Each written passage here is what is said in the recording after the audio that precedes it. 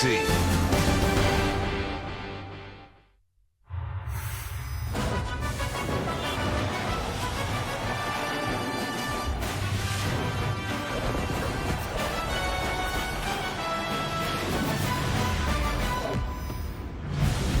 On a flawless evening in Orlando, Florida, there's a title to fight for, and for one side, a playoff position to protect. Welcome to the 2016 Dr. Pepper ACC Championship game between the Clemson Tigers and the Virginia Tech Hokies, part of Dr. Pepper Championship Week. And welcome to Camping World Stadium. Chris Fowler, Kirk Herbstreit, and Samantha Ponder will join us. Well, do you like clarity or chaos for the selection committee? We're about to find out in the next 4 hours what it's going to be as they mull over their final rankings. Kirk, the pressure is on Clemson. They've got that position to play for as well as a conference title, but pressure has brought out the best for this team in the last couple of years. They've got the championship game experience. None of the Hokies have ever played for a title. Dabo Swinney told me he hopes that's going to be a big edge for Clemson. I think they arrive a very fresh team, but there still is that playoff position to protect. The Tide did their job, so did the Huskies. Clemson's played with a different attitude since their loss to Pitt. If you look at the rankings, Bama took care of business. Ohio State didn't have to play. Washington won last night. It leaves Clemson. There are a lot of people around the country that are anxious to watch Clemson tonight to see if they put that final kind of chink in the armor there to be able to show what they can do. Tigers offense and Deshaun Watson have accomplished so much in the ACC. The one thing Deshaun hasn't done yet is face a Bud Foster Virginia Tech defense, and he's up to the challenge, he says. Well, he is. The problem is you really don't know what you're going to see from Bud Foster. He can do so many different things. But I think the experience of Deshaun Watson allows Tony Elliott and Jeff Scott to feel pretty good about what they want to do. The big thing to me, no matter what Virginia Tech comes out in, is Wayne Gallman in the running game have got to be established. They've looked great the last 2 weeks running the football. The safeties are back. You're going to see number 9 a lot. You also see number 4 running the ball. When Clemson runs the ball, it affects the safeties. Here's South Carolina last week. You run the ball, the safeties start to get impacted. Their eyes start to come down. They start to think about supporting the run. Now you have one-on-one opportunities with Mike Williams. Speaking of Mike Williams, I think they got to try to find a way to isolate him tonight. Look for some big plays in the passing game to number 7. If he is left alone against a very, very aggressive Virginia Tech defense, do not be surprised to see Deshaun Watson some point take 2 or 3 shots downfield regardless of the situation just to try to find those one-on-one chances because he's just so good. Yeah, the one weakness has been turnovers. They've been turnover prone. Hokies know they have to create a couple. Meanwhile, Justin Fuente, first year taking over for the legend Frank Beamer in Blacksburg, has his team in a championship game with a first-year quarterback. Gerard Evans, interesting story. Second oldest of 9 kids, comes from Dallas, went to the Air Force to run the flex bone, but ripped up his knee, so transferred to Trinity Valley Community College out in Texas. That was the same conference where Cam Newton excelled. He broke all kinds of records, suffered a wrist injury, had some surgery, and came to run Fuente's offense. It's the same thing he ran at junior college, and Kirk, he broke all Tech's records in his first year of major college ball. I think he even surprised the Virginia Tech coaches with how athletic he is and his ability to run the ball. That'll have to be on display tonight. They're going to have to try to spread Clemson's defense out. He is going to be a big part of the running game. If they can run with the quarterback tonight, the reason that's important is he has so many good weapons on the outside at wide receiver. If he runs the ball, you spread Clemson out, and then you take some shots one-on-one with these receivers. We've had Clemson a few times this year.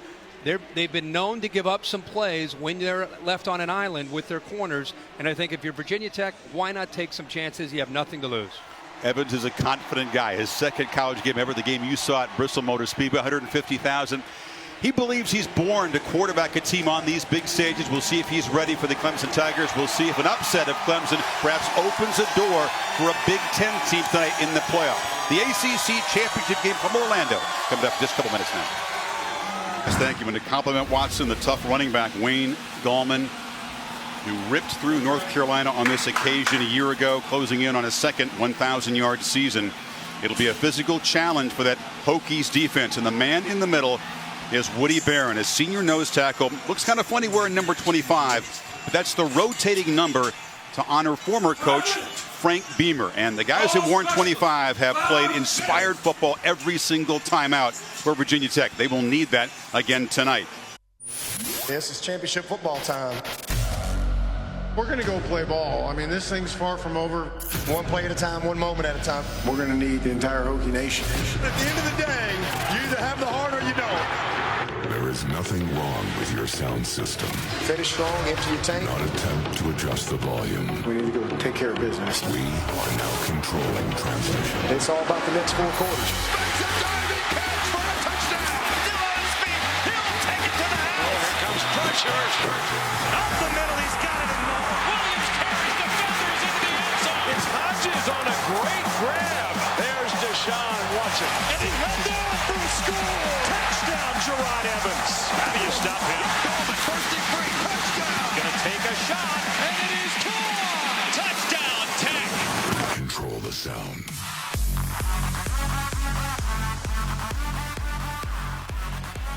It's the Hokies' 6th appearance in the ACC championship game, but the first since 2011 when they were blown out by Clemson. Tigers seeking back-to-back conference titles for the first time since the late 80s. To Samantha Ponder downstairs.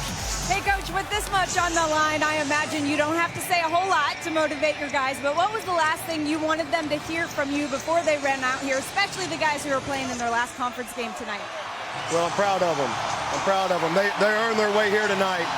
But we got to earn the trophy on the field here, too. So just really proud of them. Go cut it loose. It's all about this game, these 4 quarters.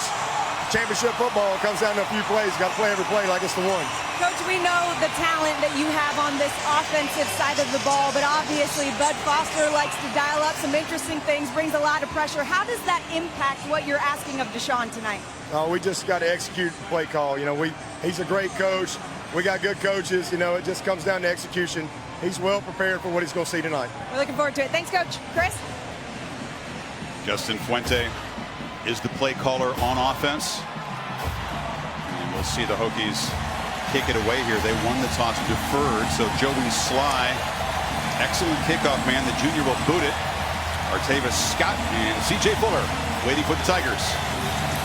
The conference title, and for Clemson, a playoff spot on the line tonight here in O-Town.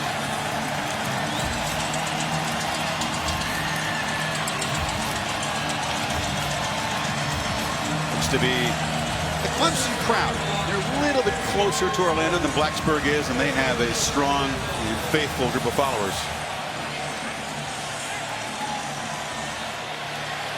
Watson about to get his hands on the football. He was a huge force, MVP of last year's championship game victory, a nail-biter against North Carolina. Here we go.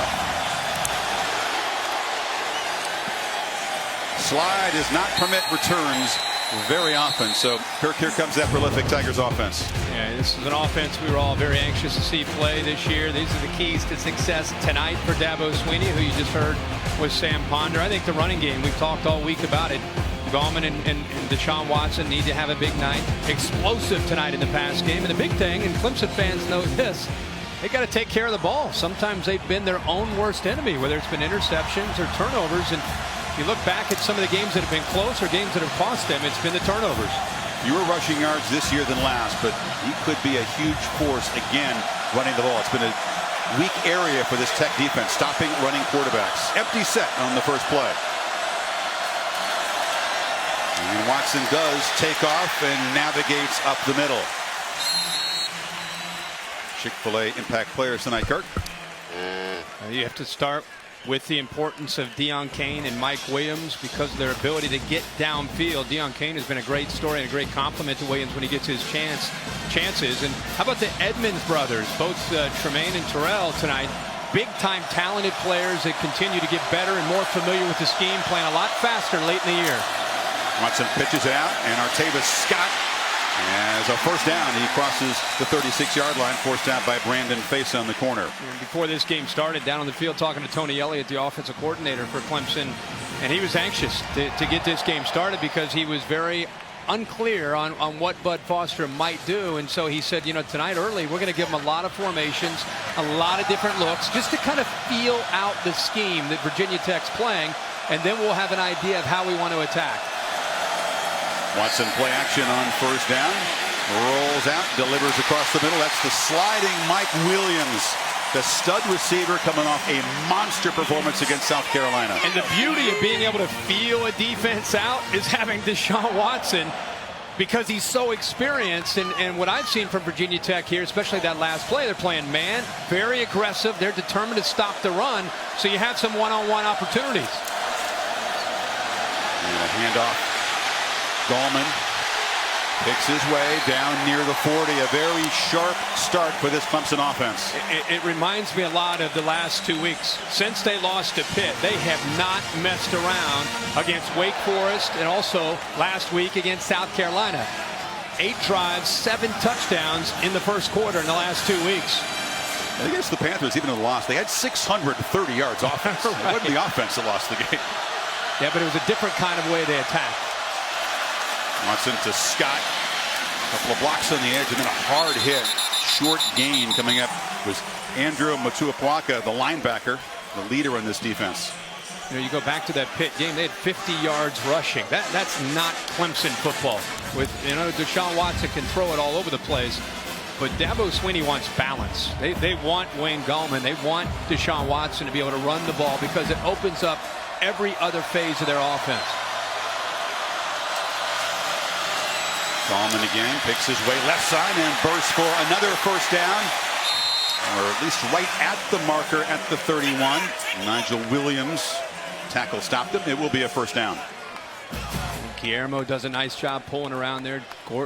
Jordan Leggett also getting around. This is again more of what we've seen from Clemson in the last 2 weeks. Aggressive mindset, but a balanced attack with the run and the quick throws. Gallman within 38 yards of a 1,000-yard season. Comes into this game much fresher than he was a year ago, Kirk. He was more of a workhorse. He's been kind of pent up and ready to explode, and that's good news down the stretch. They have number 9 fresh and ready. Yeah, the last 2 weeks, 161 against Wake and 112 last week in the rivalry game against South Carolina. You're right when it's first down, but when he's getting the ball these last 2 weeks, he's running angry. I mean, he's running with a purpose when he gets the ball in his hands. He's a junior, but like Deshaun Watson, this will be their final season. Mike Williams also went through senior day. They'll all graduate a week from Thursday. Could add a couple other guys in that group as well. Sean looks back and flips it on the screen, and Jordan Leggett, the big tight end, has blockers. Knifes inside the 20. And Clemson with chunks of yardage is now in the red zone. Yeah, that offensive line just sat there and froze. I thought it was maybe a penalty. Look at the line. It's basically a screen pass. They're letting Virginia Tech come in, giving Leggett a chance to get the ball in his hands, and has a convoy. Interesting way of dialing up a screen pass. You love the wrinkles late in the season. Now a little pop pass to Scott. Martavis Scott tight ropes inside the 5-yard line. That counts as passing yards for Watson. They do it a whole lot. Yeah, again, they're running the ball up the middle. They're going to throw a screen with a freezed alignment. A lot of tempo. They're faking the ball up the middle. Here comes Martavis Scott around the corner. Boy, they just stretch you in every way imaginable. The crowd reacting to see if he got in there, but I think he is short.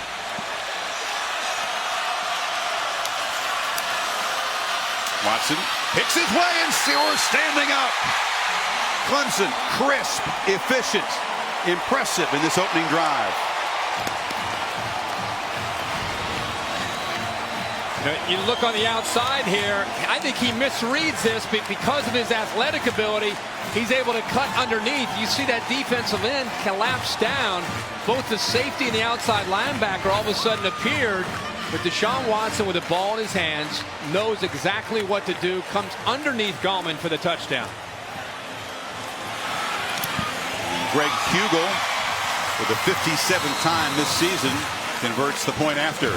9 plays, 75 yards in 3:13. Watson 5 of 5 on the drive and the rushing touchdown.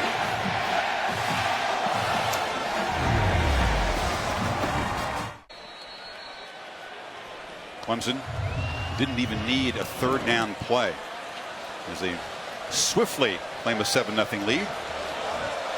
And now Hugel to kick it away. Henry Murphy at the goal line.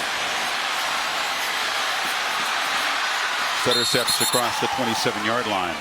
It's a great quarterback year in the ACC. Lamar Jackson obviously some ridiculous numbers, but Gerard Evans, Kirk, the only other guy to pass for 3,000 and rush for 700 this season. Think about that. While we've all marveled about Lamar Jackson's season, Gerard Evans quietly on a national level goes over 3,000 through the air in this first year of the offense and 700 on the ground. I think tonight he's going to have to play one of his better games, as you just saw. It's going to be a challenge for Virginia Tech to slow down Deshaun Watson. So running the ball will be big and making accurate throws as well. Evans rolls out, pressured immediately and dropped for a short loss there by Clelin Ferrell. Clemson's been a force, now 43 sacks this season. Yeah, the energy from the last 2 weeks continues for Clemson. I mean, this team, you and I called their game in Charlotte last year against Carolina. It's early, but they are playing with a real purpose these last few weeks. You can see the start, the energy they have. Now shovel pass inside, and Sam Rogers, a versatile, tough back, knocked down after a short game, and now it's going to be third and very long.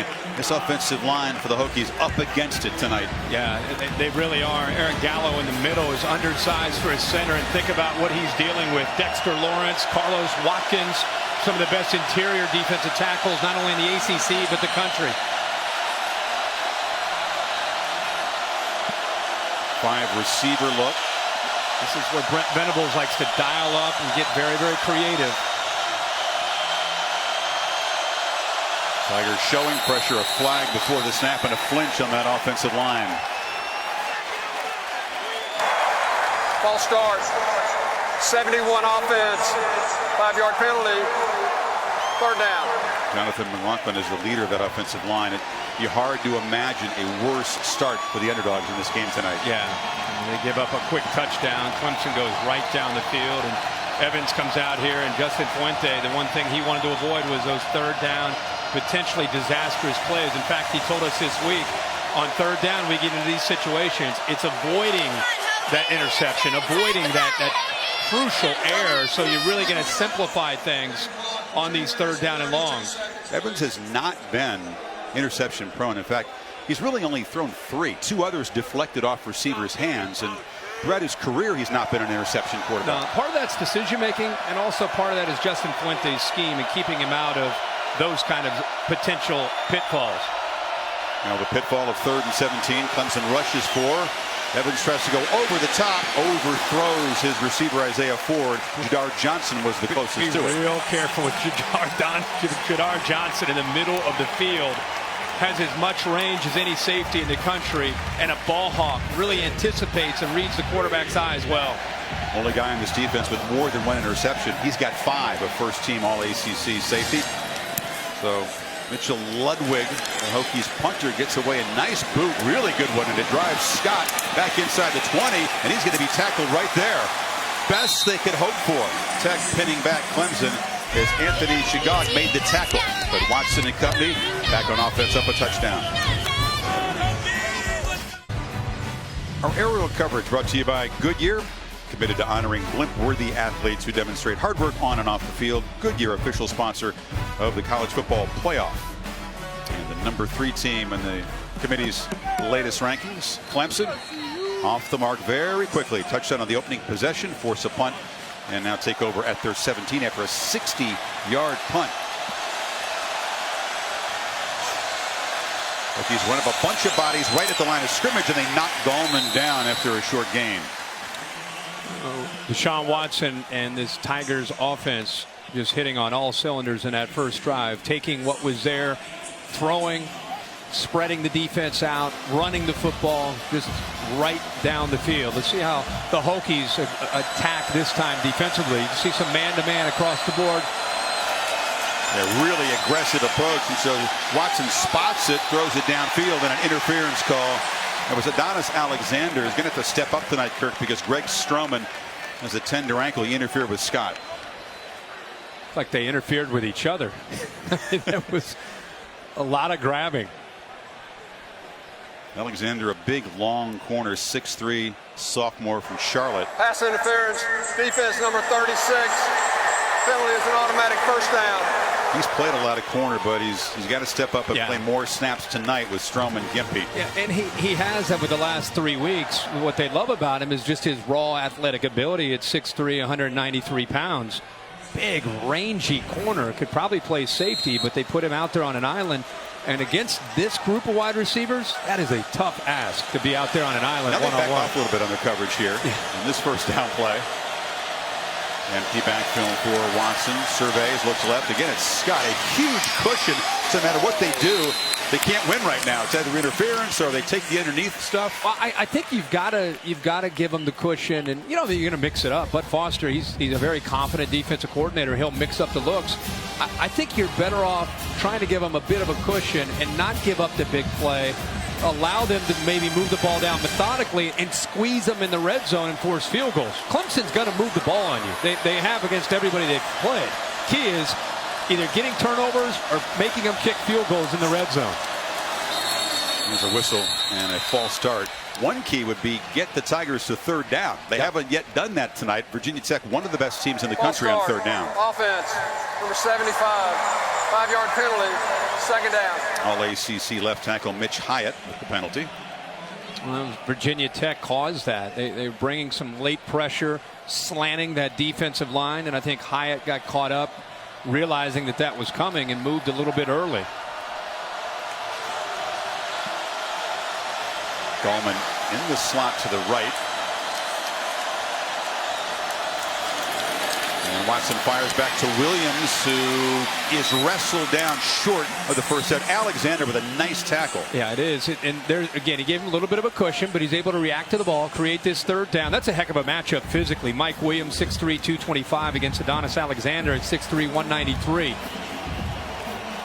There's some corners playing on Sunday who will see number 7 next year, who are dreading that day. He's just a beast. He sure is. Well, Clemson very comfortable needing just 3 on third down. They have been all year. All kinds of options for Elliott to call on. And Watson with a bunch of time fires over the head of Jordan Leggett. Here comes a flag again. Well, Terrell Edmonds will get flagged this time. I think it was over Leggett's head. And the uncatchable is what the Hokies are lobbying for. Yeah. Pass interference, defense number 22. Penalty's an automatic first down, spot and foul. Leggett, a 6'5" tight end. That was a very high throw. Yeah, Chris, I'm with Justin Fuente and the Virginia Tech coaches. There's about 5 of them out on the field saying that the ball is not catchable. And a lot of times you'll say, well, the defender made it where it's not catchable. But in this case, that ball was well over his head. And that was a third down play. Yep. Second pass interference on the series moves it to the Hokies 45. Watson again, a design run. Stiff arm, escapes. So elusive, so hard to get a direct hit on.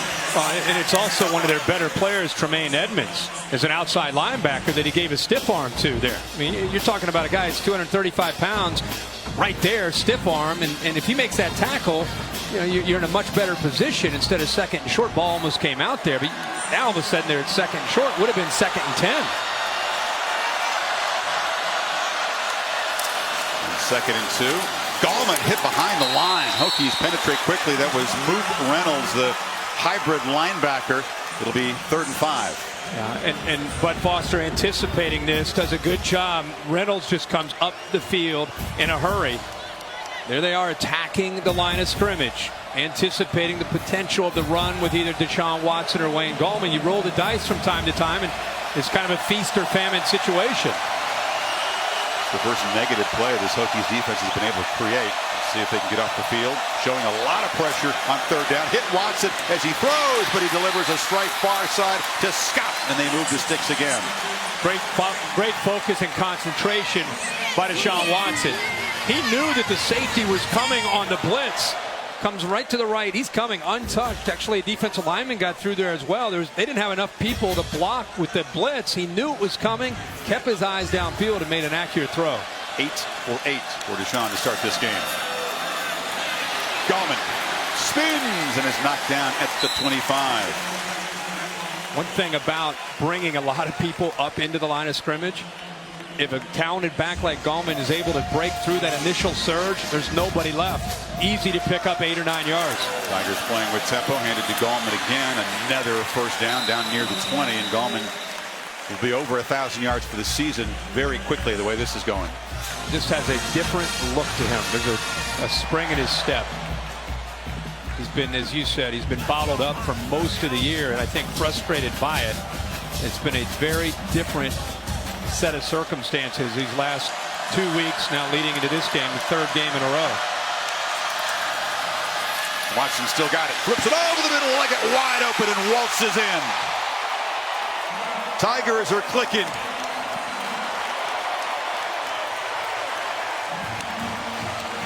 So we talked about this in the open. When you run the ball and you run the ball and you run the ball, watch what happens to the defense. And here's the receiver who's going to slide in behind him.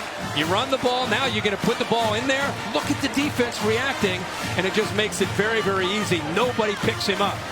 Great read, great feel by Watson and the rhythm of this Clemson Tiger offense. Perhaps nobody in college football, Kirk, prepares longer and better, more diligently than Watson. He relished the challenge of facing the great Bud Foster's defense for the first time in his career. It's off to a pretty darn good start. Watson 9 for 9, has run for 1, and now thrown for 1. Hokies in deep trouble.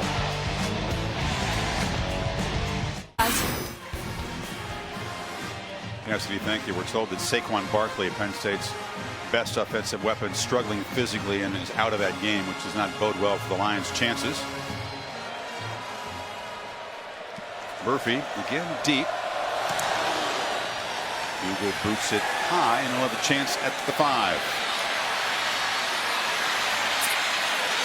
Special teams, an area that Clemson's really improved this year. Kickoff coverage, clearly a weakness, perhaps cost them the national championship game. They're much better this year.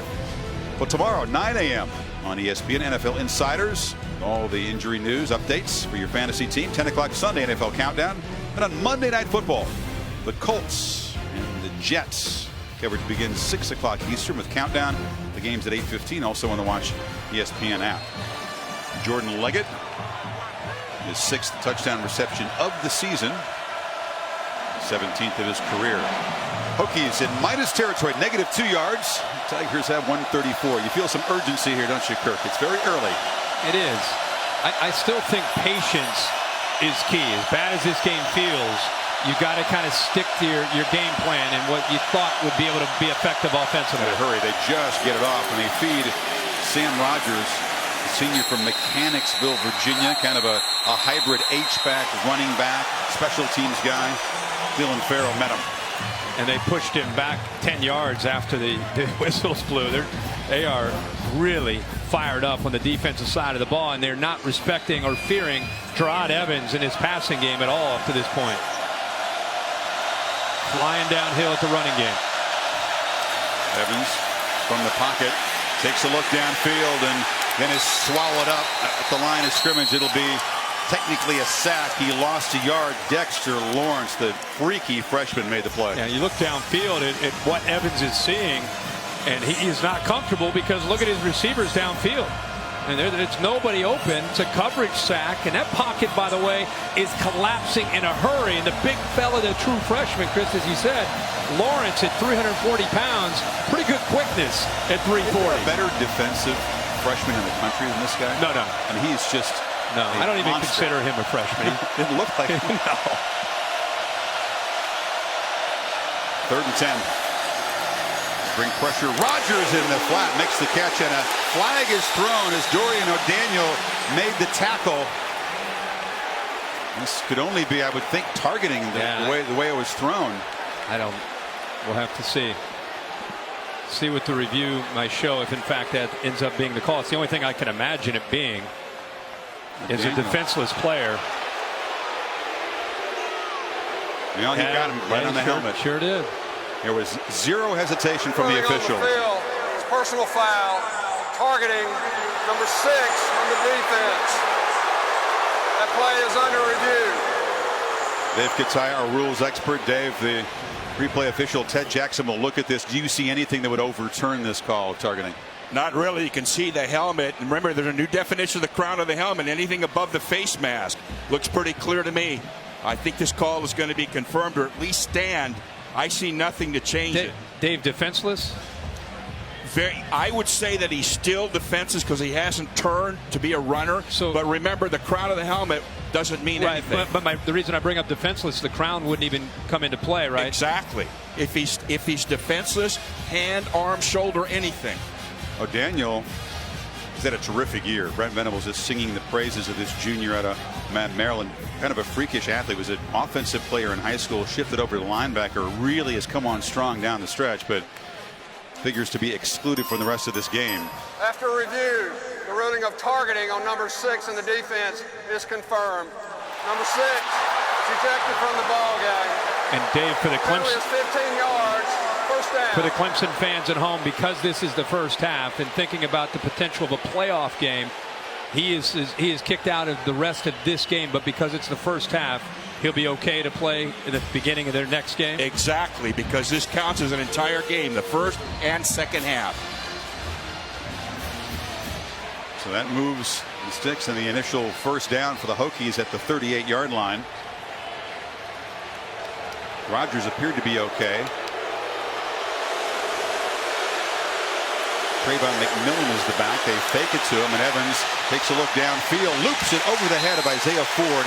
He's a terrific receiver, the complete polished guy, but no chance to make a play there. Simple read. You're matched up one-on-one. Your best receiver against a top corner. You got to try to take these chances with Evans. But even though it's a route where you're going to get the ball out fairly quickly, you can still see Farrell, the defensive end, still gets to him and brings pressure. Bankers Lee, a first-team All-ACC corner. It'll be a good matchup against number 1 Ford tonight. Yeah. Rogers, who was targeted in that hit, is back in the game.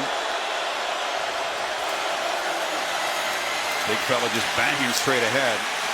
I think he'd have to get hit by 4 or 5 targetings to get knocked out of the game. Yeah, he's a tough guy. You know what I think Justin Fuente inherited is a team that doesn't have an elite back. All those years with Frank Beamer and the amazing running backs that they've had, they just don't have that in the backfield to complement Gerard Evans. So the offense, for the most part, is Evans as a threat running, and then either Ford on the outside, Phillips, or Bucky Hodges trying to make a play and win one-on-one. McMillan in the back does have some speed. He's also got some fumble issues, which has limited his playing time. Evans is pressured immediately and dropped one more time. Jalen Williams, who fills in for O'Daniel, just picks up where he left off. Well, they bring the middle linebacker. The offensive line is thoroughly confused. Linebacker blitz comes, but watch the right tackle come down, and it just frees up the outside defensive end. Actually, take that back. Actually, a late movement there by Christian Wilkins. He was just out of the frame. They brought him down late. Right tackle didn't see him, didn't pick him up. Ludwig, it's a fake punt. He pops over the middle, complete. And Terrell Edmonds has a first down. We thought there might be some gadget plays in there for the Hokies. They desperately needed a spark. A gadget? That's a jump shot. How about this? Ludwig with this isn't a throw. Watch this form. Watch the technique. Backspin. What a catch! That was a great effort to be able to come up with it. Swirling on the field. It's an ineligible receiver. Number 56 on the offense. Downfield. The pass was completed beyond the line of scrimmage. 5-yard penalty from the previous spot. Fourth down.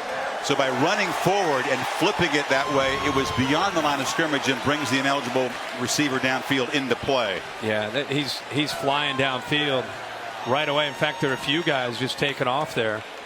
Oh boy, it's right just past the line of scrimmage. That play is designed to be caught because it was high. The play is designed to be caught behind the line of scrimmage, and then you don't have a penalty. But because he floated that little ball, it was a little ball high, bobbled it, carried him across the line of scrimmage. That's why they have the penalty. They were hoping to get a chance to spring that. It's a fun play to practice. That play is under review. Now they're going to see perhaps whether or not Edmonds did catch the ball beyond the line of scrimmage. It was a 21-yard catch and run negated. Dave? That part is reviewable. What is reviewable is not whether or not he's beyond the line of scrimmage. It's whether the ball crosses. That part is reviewable. So you see the black line, which is a line of scrimmage. He's either behind or right at it. Right at that angle, I don't see enough to change this call. When he first tips the ball, he clearly is beyond it when he catches it. The key is when he first touches the ball. When he first touches it. And remember, it's not the lineman downfield that's reviewable. It's whether the pass crossed the line that's reviewable. Sure. Well, if it was behind the line, that penalty wouldn't come into play. It would be absolutely legal, correct. Very athletic play by Edmonds. It's not an offensive player, by the way, to make that little tip catch. No, but it looked like, Dave, it looked like he may have touched that After ball. review, the ball was first touched behind the line. Therefore, there's no foul. The ball will be placed at the 42-yard line, first down. You know, it's difficult to see exactly. It was very close, as you say, Dave, but this play's going to stand. See, Dave, that's why you're up here to be able to coach us up every week. I thought it would be where he secured the ball. You're saying it's where he first touches the ball, and that's why they're able to avoid that. Check that one off the list in your life. Exactly. You notice here they freeze frame it, and that freeze frame clearly shows he's behind. Without that freeze frame, you can't tell. How do you know all these rules? Honestly. I mean, this is job. How do you know that rule? How many times do you see that rule in your life? I don't know. Rodgers, he's looking to throw it. Yes. Lofts it downfield. Hodges interfered with. Tankersley flagged as Rodgers, who can do everything, tried to throw the halfback pass. I was going to say, how about the effort by Sam Rodgers to get the ball off? I mean, he is running. Interference, defense, number 25, 15-yard penalty. He's running for his life, trying to avoid Christian Wilkins, and has to somehow turn and make the throw and get buried into the turf by Wilkins. Clearly interference by Tankersley. Yeah, he grabbed him right there. He probably saved the touchdown. Hodges, if he'd broken free of the cornerback's grasp, could have caught it. Would have been down inside the 5. As it is, it moves the ball just to the 27-yard line. Look at it. I mean, he's full speed. Somehow gets his shoulder turned just enough. This is an H-back trying to make that throw. You're seeing a good job. You're seeing a team that's doing whatever it can think up on the fly to try to get back in this game. Fake punt, halfback pass. Hokies are threatening, though, for the first time. Part of the halftime show here, the Dr. Pepper tuition giveaway. Stay tuned to see who'll take home the $100,000 in tuition from Dr. Pepper. So they had a fake punt, flipped pass by the punter Mitchell Ludwig for a 20-yard gain, then a pass interference on a halfback option, and the Hokies, who had generated nothing before that, find themselves at the Tigers' 27. Clemson spending a timeout on defense a moment ago. Evans pump fake, has room up the middle. And a physical runner, not a sudden jitterbug kind of guy, but a guy who goes 238. Yeah, he is physical. Reminds me almost of a tight end when he takes off to run with the football. On the end around, they handed to Cam Phillips. He's knocked down after a short gain. Dabo was making the comparison to Taj Boyd, of course, the former Clemson quarterback. I mean, Taj Boyd was a great player at Clemson, a great quarterback, and was physical. But I think this guy's even bigger than what we saw from Taj Boyd in his running style. Tremendous arm talent, who hasn't had a real opportunity to flash that yet, but he can pitch it around. Goes a dart over the middle. Isaiah Ford tracks it down and scoots inside the 5. First and goal, Tech. Well, he does a good job of not giving up on this and pulling away from Ryan Carter. Look at Boulware coming out, but see that little passing lane. It's because he was able to pull away from Ryan Carter. Carter had him initially at the line of scrimmage, but that play with the linebacker Boulware pulling out of there was a tough read, but a good job by Evans. Evans keeps it, picks his way, and still fights down near the goal line. No signal. Nope, he stopped short. Ford, by the way, the guy who played in 2 state championship games in this stadium. He comes from Jacksonville, so he's got good memories here. Oh, yeah. Absolutely. By the way, Van Smith at 195 pounds coming up in run support. We've got a pretty good feel and indication of how physical a runner he is. That's a pretty good effort by Evans. See when he goes down, because he did reach the ball for the goal line down. No. Very close. Doesn't matter. Barrel in for the touchdown, and in the final minute of the first quarter, the Hokies get on the board. A funky drive capped by McMillan's touchdown run. Technically a 12-play, 77-yard drive, but you go back to that fake punt that Justin Fuente called, and after it was reviewed, it ended up staying. They had the pass interference to continue to move them deeper into Clemson territory. And that's exactly what Virginia Tech needed. The way this first quarter was going, did not have a good feel, but they come up with an answer. Sly boots it through. Another factor, Kirk, is they took a bunch of time off the clock and they gave their defense a chance to rest and regroup and figure out what to do against Watson and company. Yeah, that's a great point. But Foster is over there trying to come up with an idea of what to do. But one of the first times we've seen the offensive line get a good push. Look at that. You had fumble issues. You're down near the goal line. 2 arms on the football. Yeah. Let's get on to Sam on the field. Exactly what you guys are talking about right now is what I just noticed on this defensive bench for Virginia Tech. It was almost like they pressed the restart button. The beginning of that drive, a lot of frustration, and Bud Foster having to tell them, guys, we're killing ourselves. It's not anything Clemson's doing. All these penalties are killing us. And you can see the momentum shift as they started to see their offense move the ball down the field. Also, I know this is no surprise, Bud Foster still preaching pressure and aggression down here. So I have a feeling we're going to see more of that here. Absolutely, Sam. You go back to just a few weeks ago after they lost to Georgia Tech. The very next week, they're on the road in South Bend, down 17-0.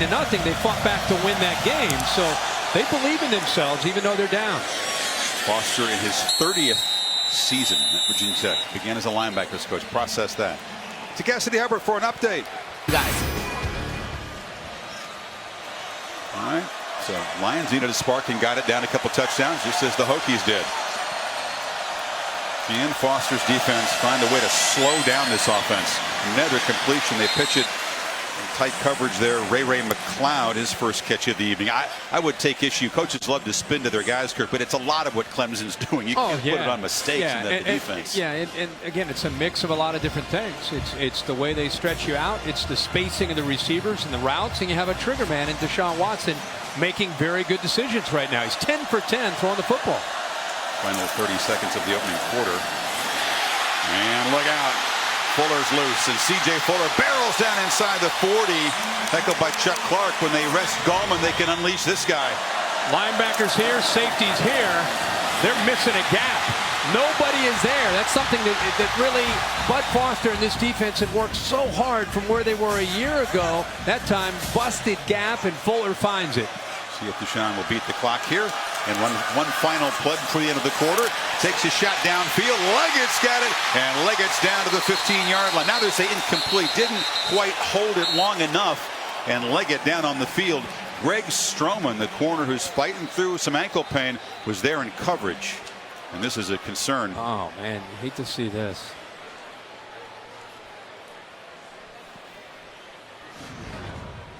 If he landed on the football or his right shoulder when he came down.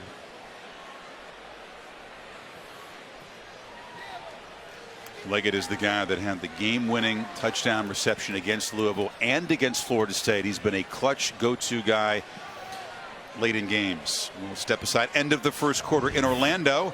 Clemson leading 14-7 and driving as they continue to look at Leggett.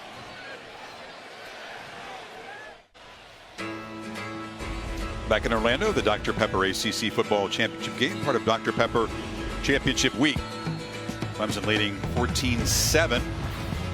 Leggett walked off okay. Look, he just landed on the football. Terrific play by Greg Stroman to knock it away just before Leggett hit the ground. So we begin quarter 2 with a 2nd and 10 play.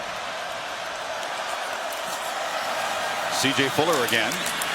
Hammered immediately. Motua Pawaka and a bunch of maroon jerseys on the stop. Tremaine Edwards helped out. Yeah, much better job there by the linebackers filling those gaps. Motua Pawaka along with Edmonds.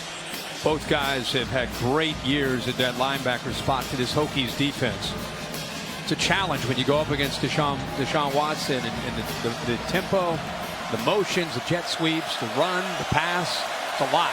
Puts a lot on the safeties and the linebackers. Jordan Leggett back in the game in the slot to the right now on 3rd and 10. Watson pressured immediately, hit and overshoots Leggett. Here comes another flag in coverage. It'll be against the Hokies, and Deshaun very slow to get up. They brought serious heat on him that time, Kirk. They sure did. They again, That's what Bud Foster's doing right now on third down. He's just bringing one more than Clemson has to be able to protect. Pass interference, defense number 19, 15-yard penalty, first down. Chuck Clark, who is matched up with Leggett, who's back in the lineup. And again, that's another third down pass interference for Virginia Tech. Yep. It's the second one we've seen. Overall, it's their third PI call. Moves the ball to the 24. You know, and Clemson didn't really have much of a chance to make this work. I mean, he just basically threw that football away, but he grabbed a hold of that jersey. Deshaun showing his toughness one more time. He got T-boned there by the rush. Now Fuller takes off. He's been featured on this drive, spelling Gallman, and he powers down to about the 17. That can take a toll on you defensively when you finally get Deshaun Watson to third down, and you think you come up with a stop, only to look back and see there's a flag down, and it gives them a first down. It can be very deflating, and you really got to show some moxie, some mental toughness here to be able to bow up in the red zone and try to come back with a stop.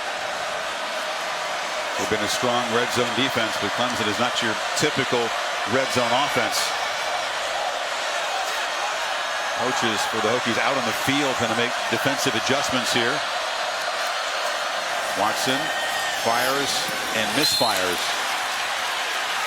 And with Williams. Really like Mook Reynolds, the sophomore, who they'll put out there in coverage as an outside linebacker. He's a bit undersized. He's physical enough to be able to fit in the run, but also very athletic. Number 6 will stay out there in coverage. You see him walked out, comes all the way out here, matches up with Hunter Renfrow. Second best defense in the FBS in third and short situations like this. Watson weaves his way for a first down. Well, you've got a lot of action going this way, but you've got a couple linemen going this way. That's what the defense is trying to figure out.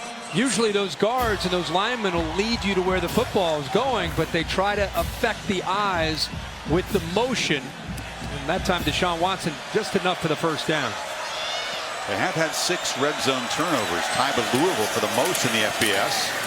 It's been the one weakness. It drives Dabo Swinney crazy, because if they don't turn it over, they really haven't been stopped at all. No, you go back to the Louisville game where they had 5 turnovers, and you think about the NC State game, they had the ball 3 times inside the 5, came away with 0 points. It's been red zone at times, lack of execution, and turnovers have been the 2 areas that have probably impacted them the most and created the most inconsistency. That's a startling difference. When they don't turn it over more than once, they win by an average of 41 and a half. They don't just win. They win by 6 touchdowns. Right. And that's Gallman back in the game and wrestled down immediately. So it'll be third down. An interesting call here now, and a chance for the Hokies to at least force a field goal attempt. Really, really great defense there on second down for Bud Foster's bunch. Tried to go back into the boundary, and that's what you expect from Virginia Tech. Getting off of blocks. 4 or 5 different defenders pursuing and running to the football. Nowhere to go with the football that time for Wayne Gallman. They need 7.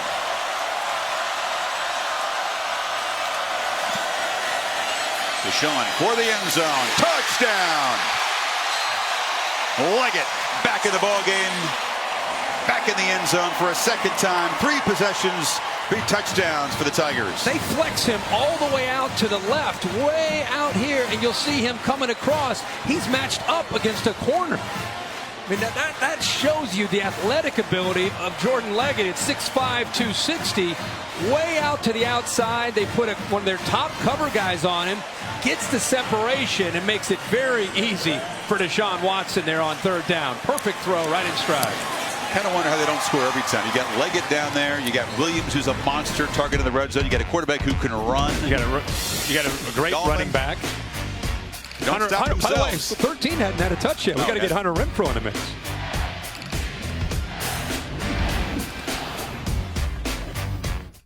Hokies defensive huddle searching for answers, trying to slow down Deshaun Watson. The answer to the Affleck trivia question coming up momentarily, but first we begin with the question.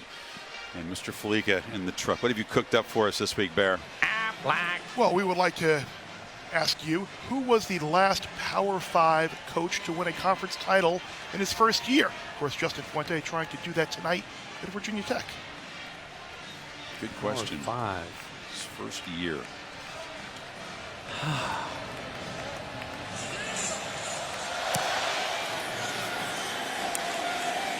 Murphy backpedals into the end zone. Will bring it out. Henry Murphy across the 20. It was kind of a groan from both of us. Yeah, I'm really frustrated. We're not going to have right any time. Time's up, I guess. I guess that's it. Felipe, you just going to give us no chance here? Well, I answered that Outback Trivia week. question for you right now. I'm surprised he didn't get this one. We asked you who the last Power 5 head coach was to win a conference title in his first year. Gus Malzahn at Auburn, 2013. When he took the Tigers to the national championship game, that great game against Florida State. Wow. First year. I thought that was his second year. When you don't narrow it down to the two teams that were involved in, you got to go a little farther afield. Caught us off balance there, Felipe. Should have gotten that, though. You're right. Hokies again down 2 touchdowns. Evans fires low and incomplete for Ford on the slant. Well defended. Trying to find ways, Kirk, to create some pass yards. Well, Isaiah Ford's the guy you want to try to go to. He and Cam Phillips and Bucky Hodges definitely have the ability to make plays. They're kind of count on Ford and Hodges to win those one-on-one battles on the edge. If they can't, big trouble. Tankersley matched up on Hodges, bottom of the screen. They look that direction. They throw underneath. That's a slot receiver. And Phillips is dropped by Jalen Williams. It'll be 3rd and medium here. You go empty like that, there's 2 things that you're going to call. Either the ball is coming out immediately, which you saw, or a quarterback draw. You don't have time to sit back. And Brent Venables, when he saw empty, he brought pressure. It was a good job by Evans seeing that, getting the ball out quickly. See if they pressure him again. McMillan is the back to Evans' left. Tigers rush 4. Evans gets it out. Again, it's Phillips on the edge, and he scoots for a first down across the 35. Really like the looks of Cam Phillips. Does a great job with the ball in his hands after the catch. Saw him with a big score against Notre Dame a few weeks ago. Got him back into the game. Also in the jet sweep. He has 23 carries this year. They don't have a lot of depth, Kirk, but when you go 1, 2, 3 in the receiving core with Hodges, Ford, and Phillips, not many teams can match that. Would you agree? No, you're right, especially in the ACC. And they all bring something a little bit different, too, to their position. As we're seeing Clemson with their extraordinary group of playmakers.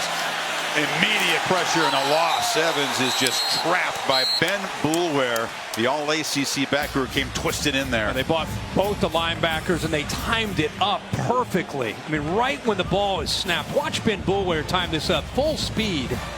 It allows him to be able to get through, but because of that intensity, Colin Farrell also tonight is having a good game. He also got in there and affected it. 2nd and 14. Phillips trying to make a play and couldn't escape, and the posse came, and Jadar Johnson stopped him. That's a good job of leveraging the football there by Jalen Williams, forcing that back to the inside. It's a heck of a play, and as you said, you saw a bunch of white jerseys running to the ball, which is exactly what you want to see as a defensive coordinator. But if he lets him get to the outside, he picks up a lot of yards. That's a great point. Williams didn't make the tackle, but he held things up. Yep, forced it back. He got to the upfield shoulder, did a good job of fighting off that block, but there's nowhere really for him to go, for Phillips to go, but to cut underneath. Now they need 14 on this 3rd down. Again, pressure against empty backfield, gets out quickly. Phillips hammered hard right there by Boulware, well short of the marker as Mr. Boulware introduces himself to the slot receiver. Yeah, Justin Fuente says it's 3rd down and long. We're not going to take any chances. We're going to just get the football out, see what we can do, and there's the big hit. I love Ben Boulware's attitude. He's not afraid to tell you he's one of the top linebackers in the country. Top tackler on the team, that's for sure. Scott says get away from it. It's a short punt which spins back and will be down at about the 35. Can the Hokies find a way to get a stop? They'd better. Tigers back to work up by 14. Here in beautiful downtown Orlando, as our friend Mr. Corso would say. Goodyear providing aerial coverage, watching over the hard work and determination of blimp-worthy athletes for more than 60 years. Goodyear, official sponsor of the college football playoff. Great Bruce Smith, Hokie legend, giving you the VT there. Boy, he was an absolute terror in college, of course, before he played that role in the NFL. Love his loyalty for Virginia Tech. Ever since the Michael Vick era, he's always around Virginia Tech games cheering on his Hokies. Does he have eligibility left? Can you get Mr. Smith out there to help make a play for this Hokies front? Every time I see him, I'm reminded of what a special athlete he was for a defensive lineman. Just stays in great shape. Like you said, a tremendous player for so many years. He knows that this defense is up against it. Bud Foster said in those 30 years coaching defense, this might be the best offense he's ever seen. That would include some of the great Florida State Miami offenses. Yeah. Watson be sacked for the first time. Well, now they're finally starting to make some plays up front. Tim Settle, big man here, makes a nice play. You wonder how you can be effective. How do you slow down Clemson? You got to beat them up front. Chris and I were just talking about that at a break. You've got to beat that offensive line. And that time, it's exactly what Tim Settle did, going around Tyrone Crowder. Yeah, that's an all-ACC guard that he beat for his first sack of the season. 3rd and 16. Watson immediately pressured, hit again, lofts it downfield. It's a battle for the ball. McLeod interfered with. It's a 4th PI call against the Hokies secondary. That time Brandon Faison, and again on 3rd down. Yeah, and again Clemson tries that. The line just doesn't move. They just sat up there, and Deshaun Watson put it up in the air. Defense number 31, 15-yard penalty, 1st down. Foster says, oh my goodness, another chance to get off the field. The only thing I can think of is you had some movement from Virginia Tech, and maybe they're trying to draw them off sides, but that's not normal to see a play where you're throwing the ball downfield. I think they thought they had him, but there's the 3rd time, as you said, Faison that time with the interference, just again grabbing that jersey. You think Deshaun says, let's not call that little offensive. Yeah, maybe block these guys. Just a little, hold them up a little bit, right? I mean, but they held their position for a long time. Just so you know, that particular play is not a called play. That's where the center, if he feels like he has the nose guard or one of the defensive linemen jumping off sides into the neutral zone, he's taught to snap the ball, and the rest of the linemen are taught to just freeze so they don't get pulled off sides potentially. But maybe after a few seconds, can you unfreeze? Yeah, guys, they're moving. Help. 2nd and 9. I mean, they're getting him hit a little bit too. Watson flushed, shoved as he throws that one. It's another completion there. Is Trevion Thompson, just his 11th catch this season. It will be a 3rd down again. Much better coverage again. Virginia Tech feels like they're starting to settle in a little bit more defensively, even though, again, it's a great challenge for them tonight. Here comes another 3rd down. Bud Foster has mixed up his looks. They've had their chances to get off the field. The 3 pass interference have hurt them. Let's see what they do this time to affect that rhythm and timing with Watson as receivers.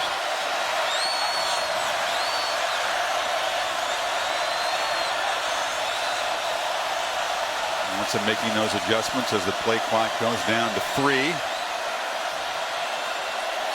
And a timeout taken over there by the Tigers sideline, which noticed that it was about to run out. Timeout. Clemson. 2nd charge timeout. Virginia Tech just desperate to find a way to get off the field, get the ball back to their offense. Chance to chip away at a 14-point lead. We'll step aside. AXA shows you the awards presented by Commissioner John Swofford of the ACC. Player of the Year, Lamar Jackson of Louisville, even though they did close with a couple of losses. A monster year. Will he collect the Heisman in New York a week from tonight? Justin Fuente voted ACC Coach of the Year in his rookie season in Blacksburg, something that Dabo Swinney received a year ago, as well as National Coach of the Year honors. 3rd down and 6, and you have Leggett and Mike Williams both into the boundary here. Gallman to the right of Watson. Hokies back off. Don't bring all-out pressure. Watson delivers incomplete. Good coverage over there by Alexander on Kane, and this is the first punt, the first stop for Tech's defense. Yeah, and without a pass interference, it seems like they're identifying and going after Adonis Alexander, and this time with Deon Kane, who's had a great year this year for Clemson, kind of a receiver you forget about with so many different weapons. Makes sense. So Alexander's a less experienced guy in that role. Yeah, again, the last 3 weeks he's picked up some valuable reps, but still you want to probably go after him and avoid Brandon Faison. C.J. Carroll, the quick, diminutive punt returner, waiting inside his 10. Andy Teasdall, who had an adventurous ACC championship game a year ago with that ill-fated fake, hoops it very high and very short. And Murphy comes up and makes the fair catch at the 30-yard line. Just 23 yards on the punt. Chris Hervey, back to you. Cassidy thinks, yeah, Ogunbowale just got in the end zone. It's looking a little grim for the Knicks there, down 3 scores. 2-touchdown deficit for the Hokies, 6:07 before halftime, off their first stop of the night. The offense would love to build momentum here. They do get the ball to begin the second half. Play action. Hodges trying to go downtown on first down. Has Ford wide open, collects it. Can he elude 3 Tigers? Cuts it back. Isaiah Ford makes the first big downfield pass play of the night for Tech. And Chris, the only thing I can think of is that Clemson underestimated the arm strength, and he just got lost. Just a top receiver. Tankersley kind of lets him go. The ball comes in front of Johnson. He threw that from the left hash about 45 yards downfield, and I don't think Clemson thought he could throw the football that far. They just let Ford get behind coverage. They should have scouted him because he's got a huge arm. Yeah. Ball in the red zone now. Can the Hokies get 7 out of this? 53 yards on that pass play.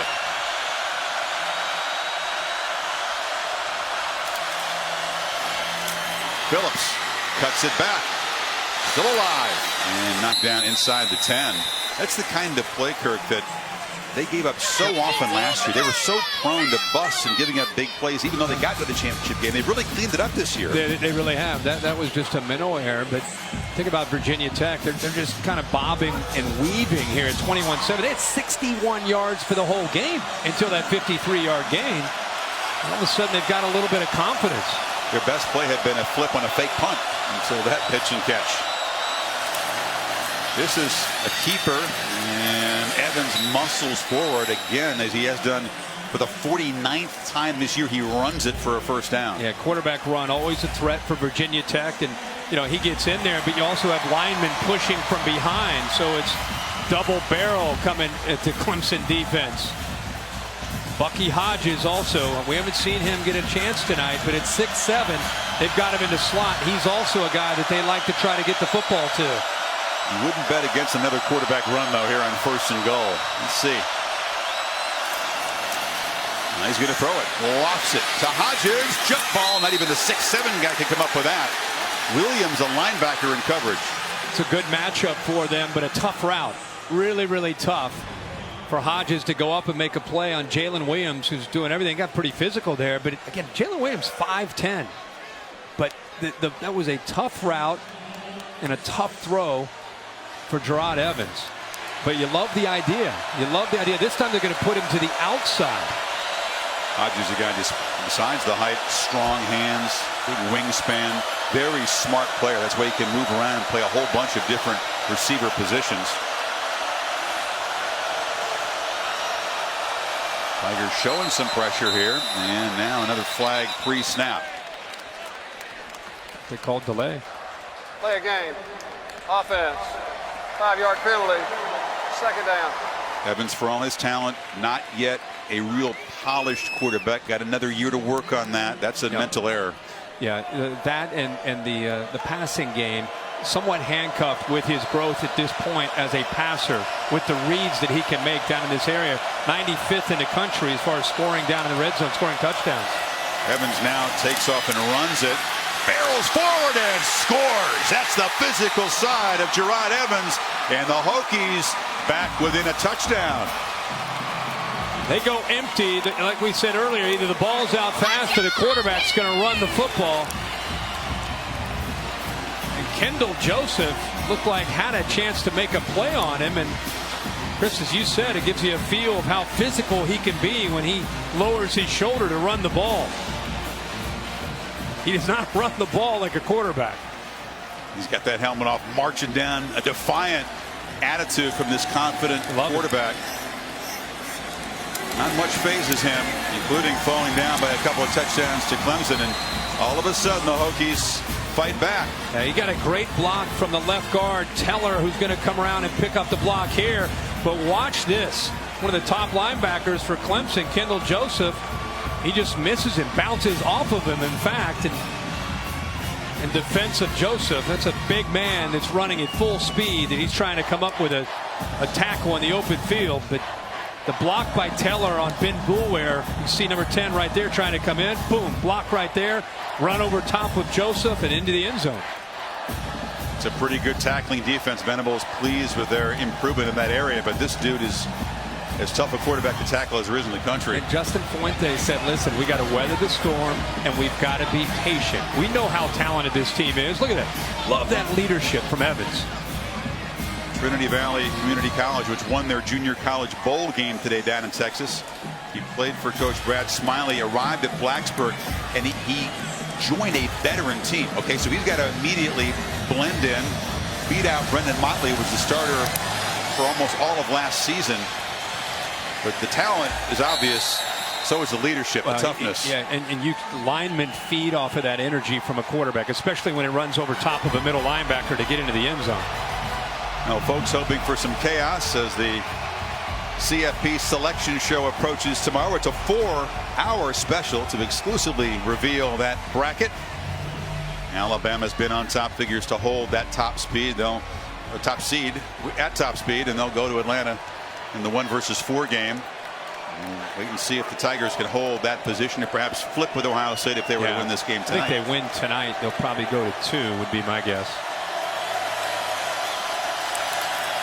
4:09 until halftime. Gallman left side. All of a sudden, a different energy, a different confidence level in that Hokie defense. Yeah, and that's what happens. We just talked about how important it is to be patient, to believe in yourself. You get down in a big hole. The offense isn't doing much. All of a sudden, the offense gets a good drive. The quarterback Evans is playing with an attitude, some emotion. Definitely has an impact on the defense. See if Deshaun Watson can coolly restore order. Hokies rush 4. Watson from the pocket escapes and flips it off to Gallman at the last minute. Improvised ball comes out. They ruled it down. Tremaine Edmonds forced it, but the improvisation of Deshaun there. Well, he kept that alive. I mean, that was a great job by Virginia Tech of finally being able to get to him without blitzing. I mean, that was just their 4. Brought 4 that time, both the defensive ends getting upfield and getting pressure. But as you said, that's where his ability to improvise, create, and just kind of flip the ball there gives him a chance here now on 3rd down.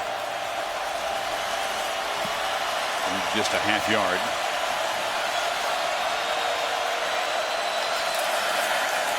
Watson keeping all the way, and they move the sticks out to the 37 inside of 3 minutes. Tigers now just 1 timeout to work with on this possession, and to rebuild a 2-touchdown lead. Depending on how tonight goes and their next games, you're going to see number 4 running the ball more and more. You know, you don't want to run him all year. You pick your spots. Well, you get into the ACC championship, potentially a playoff, you got to start running number 4 more. Watson pressured, throws it far side, almost intercepted. That was Alexander who was covering Williams. Watson went down hard that time. Yeah, they're taking some chances. This is Bud Foster. Good job of getting after Deshaun Watson. And here's again going after Alexander. How about him with his eyes on the ball? Great technique. Saw the ball coming, and ultimately they were impacted there with the pressure, with the safety. Edmonds getting in affected the accuracy of the throw that time by Deshaun Watson. Watson flips it off Williams. Tunnel screen, but he is going to be knocked down behind the line. Edmonds again making the play. Terrell Edmonds. Edmonds is all over the field. Bud Foster, to me, this week gave him, Terrell Edmonds, ultimate compliment. He said, you know, we've had some pretty good defensive backs in Blacksburg over the years. He's the next one. Because of his versatility, he can play corner, he can play nickel, he can play safety. Has such skill set. Last week, one of their corners went down. He stepped in and was able to play corner. So it blitzed him, too, the play before. He can do a lot of different things. See what option Deshaun looks to exploit here on 3rd and 11. Play clock at 2. Got to hurry. Just get it off. Pressure comes. Watson hit. Lofts it downfield. And Scott broke off the route. And this time there is no pass interference flag. A relief for the Hokies who can get the football back. Edmonds, this time Tremaine on the pressure. You're right. There's like, how many brothers are there? Right. They brought the pressure again. Edmonds is here. You see a middle linebacker. Another late blitz that comes from the field. I mean, Bud Foster is rolling the dice and taking chances, and it's working. That time, Tremaine Edmonds, almost gets to Deshaun Watson. Watson felled him, and that's why he just threw the ball up in the air to nobody. There's Bud Foster, who was watching his guys get shredded on their heels the first 3 possessions for the Tigers, but now they have settled down and they force another punt. Vinny Mahota, by the way, the defensive end, a little slow to get up, but appears to be okay as he trots off. Amazing how one side of the ball can feed off the other. Sure. The offense finally made a push. It was really the fake punt that ignited him. The defense gets going. Now you've got the quarterback bouncing around, as you said, and now we're going to see if Edmonds can cut into the lead. Evans has a chance to perhaps tie this game before halftime. It's shocking, and we said earlier, they get the football back to start the second half.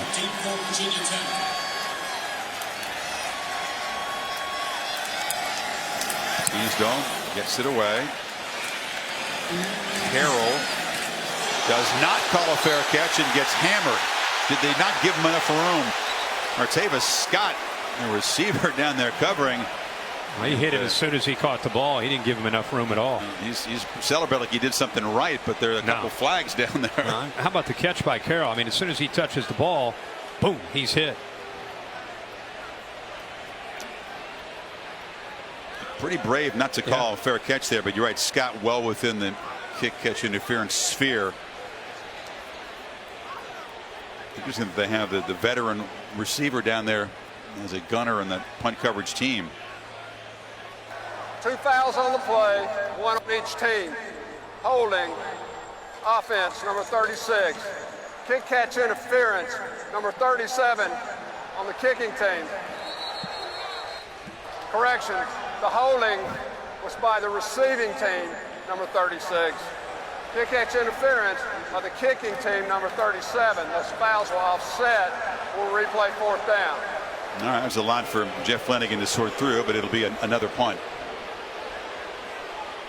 Dr. Pepper tuition giveaway coming up at halftime. $100,000 in tuition money at stake, donated by Dr. Pepper. Minute 24 before halftime. And just a do-over on this punt. C.J. Carroll is about $165, generously listed at 5'8". Pretty fearless back there in that one. Yeah, well, he is. Come on, he's got great quicks, but as he said, he's undersized, but has a big heart. He wasn't even thinking about calling a fair catch. He may think about it this time. I don't think he will. I don't think he's worried about it back there. Hit me again.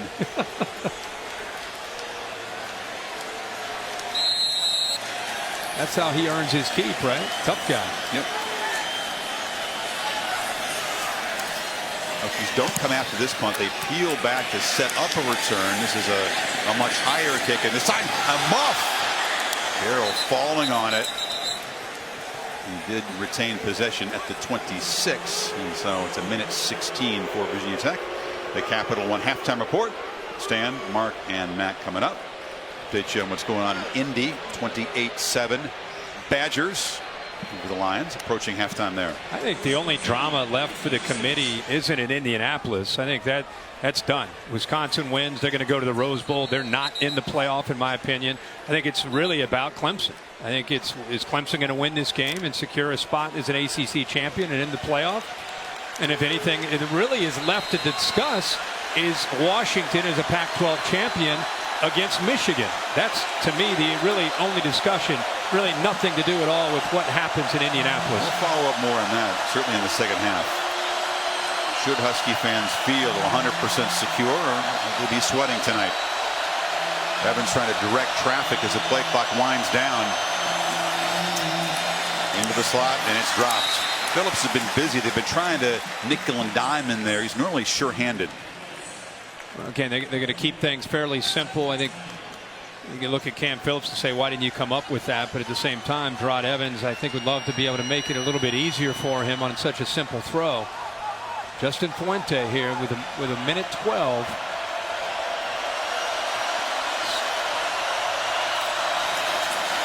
Rodgers in heavy traffic. There's been really no running game to speak of for the Hokies tonight. I think their first play, they're thinking about being aggressive. Now Dabo Swinney comes in to call that timeout. I think the first play, you're trying to be aggressive, thinking about, hey, how can we get points on the board? And then after the incompletion, the clock stops, and now all of a sudden your philosophy changes. Now you're thinking about, hey, why don't we run the football, force Clemson to use that last timeout, and now maybe probably run the ball again here on third down. So you lose that aggressive mindset. We're seeing the DNA of this Virginia Tech program, and you look at this field. I mean, talent, a big edge for Clemson, but it's a Hokie team that has always been tough, fought from behind. I know Notre Dame's having a down year, but I thought in awful weather in South Bend, this team a couple of games ago, they're down 17-0 quickly, 24-7. They're down 10 in the fourth quarter. Find a way to come back and kick a game-winning field goal. They just will not quit. And remember, last year's ACC championship game, 19-point Clemson lead against Carolina, and it got very interesting down to the final onside kick, so you never know. Yeah, you absolutely never know. And this game had that feeling early like, hey, Clemson's going to take care of business. They're going to continue with some momentum that they've been able to create since the Pitt game. But you got to give Virginia Tech all the credit in the world, because they kind of hung in there, battled back, caught a few breaks, and now here they are, one possession game with a minute to go, and they get the ball to start the second half. Clemson doesn't have a timeout, so let's see what the Hokies brain trust decides to do on this 3rd and 10. An incompletion would stop the clock and give time to Clemson, and that's what they're thinking. They'll just run Rodgers, who doesn't make the first down, but now the clock will run. That's what I was saying. I think on the first play, you try to say, hey, why don't we try to get into field goal range? Incompletion, mindset changes, run the ball second down, force them to use that last timeout, run the ball again on third down, and now you're going to just be able to work the clock down. Fuente appearing to be ready to call a timeout as the play clock winds down, and they'll punt it away, and Clemson doesn't figure to get too adventurous, and the Hokies will get the ball to begin the second half. Another crack at trying to level this game that, as you said, looked to be out of control for them very early. Yeah, it really did. I mean, not to mention how Clemson has looked since that loss. I mean, they were on a mission here early. It was a flipped pass, a fake punt by Mitchell Ludwig that gained 20 yards when the Hokies were generating nothing on offense. That sparked a drive that eventually got him in the end zone for the first time. And then that big pass play to Isaiah Ford, where they got behind, he was able to get behind coverage for a 53-yard gain. That eventually led to their next touchdown to get them at 21-14. And at the same time, they've done a pretty good job of bottling up Deshaun Watson. And the adjustment I've seen from Bud Foster has been, we've got to do a better job of pressuring and bringing people. And they've just outnumbered the offensive line in pass protection, and really done a nice job at getting after Watson and affecting his rhythm and timing. Watson 14 of 19 with 2 touchdown passes to Leggett. They've contained Wayne Gallman as a runner, Kirk. He's run it 10 times for only 32 yards. As you see the PlayStation playoff rankings here. Ohio State, of course, resting up, get ready for New Year's Eve. No reason for them to worry at all in your mind. No. And Ludwig boots it to Scott and makes a fair catch with 6 seconds to play before halftime. I think the reason you say that, because I think, again, there's a lot of confusion out there. They're not playing in a Big Ten championship game, so how could they be a lock? If you talk to the folks in the know about that, not making it to a conference championship game, while that's not encouraged, it doesn't put you where you're on the outside looking in. There are a lot of people that think, well, if you don't make your own conference championship game, how can you make the playoff? That's not a criteria. You don't have to make your conference championship to make the playoff. They were number 2 before they beat number 3 Michigan. They beat number 3. They become that much more of a solid number 2 after the win over Michigan. And if Clemson can protect this lead and win this ACC championship, you would not bet against an Ohio State Clemson semifinal. And I think Clemson would probably flip to 2 and Ohio State would go to 3. But the Hokies still very much in this ball game after a slow start. 21-14 Tigers at the break here in Orlando. Justin Fuente, a word with the Hokies as they huddle up before leaving the field. And now let's get into Sam with Coach Fuente. Coach, I imagine not the start you hoped for, but things changed quickly. The momentum going in your direction. What was the difference on that last scoring drive offensively? Well, we hit the big play on the play action pass on first down, got the ball to Isaiah. And then we've started getting off the field on third downs. You know, their first drive, we didn't create any third downs, but, you know, we kind of settled down and played a little better. defensively, bringing a lot of pressure. Your assessment of their ability to get after Deshaun so far? Well, we've done a decent job, and we've been in good position in the secondary. We've given them some first downs with some pass interference penalties. We've got to trust our technique and know that we're in good position and go make the play. Appreciate your time. Thanks, Coach. Each team at 5.1 yards per play in the first half. So Hokies within striking distance. Tigers on top by 7. The Capital One halftime report will come your way right after these messages.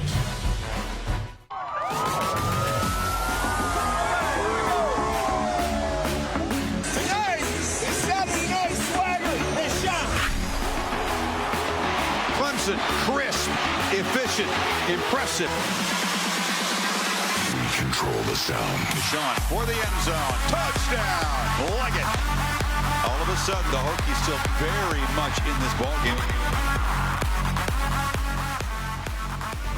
And welcome back to the Dr. Pepper ACC championship game, part of Dr. Pepper Championship Week. You saw it was an electric start by Deshaun Watson and the Tigers offense. Touchdowns in their first 3 possessions. But the Hokies chipped away. It was a fake punt pass that sparked a touchdown drive. The defense began to play a whole lot better. And Kirk, we've got ourselves a ball game as Tech will get the ball to begin the second half. A fake punt pass that was reviewed, right, which was also remarkable and eventually led to that touchdown. I think the passing game for Virginia Tech in the second half, you're going to see more and more opportunities for Gerard Evans trying to make plays. For Clemson now, it's about regrouping. They've got to go back to the tempo, the way they were spreading out that Virginia Tech defense. Give Bud Foster and the Hokies defense a lot of credit because they cranked up the pressure, and really it worked out for them, especially in that second quarter. Penalties really hurt that Tech defense. There were 4 pass interference calls against them, 3 even on third down plays. Dr. Pepper spotlight coming up after this kickoff from Hugel. 2 very different quarters for the Clemson offense.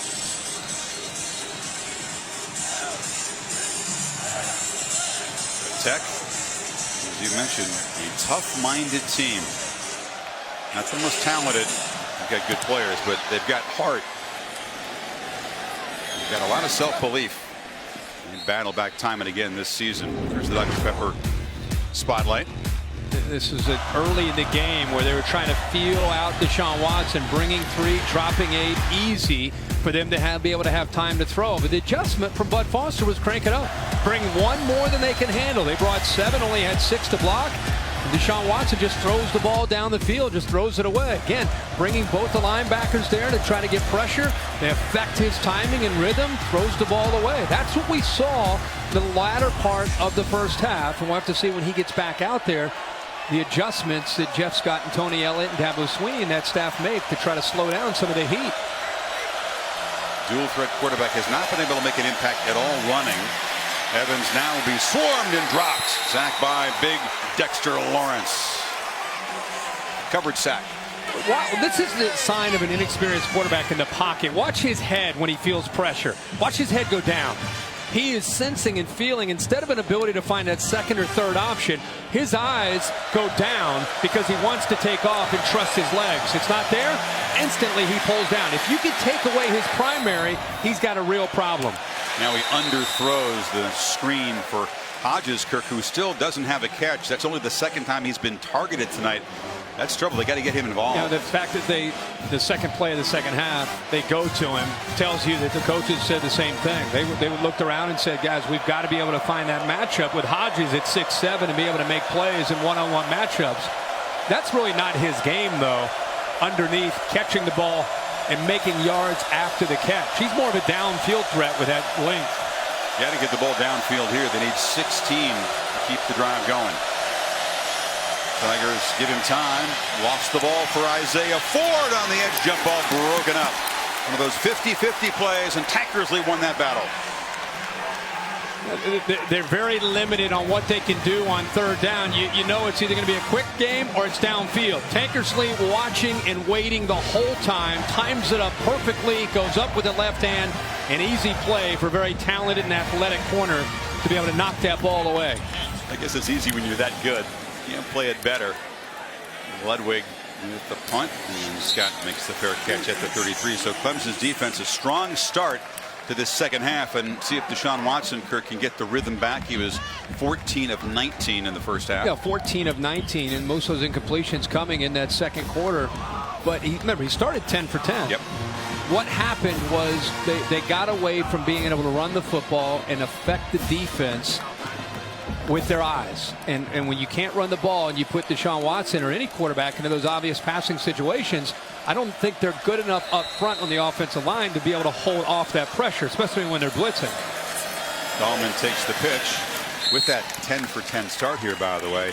Watson had 18 consecutive completions over 2 games. He finished his farewell game in Death Valley against the Gamecocks with 8. And you see the 2 punts to end that half. The biggest difference there in those last 2 drives was they weren't able to run the ball and throw the football on their terms.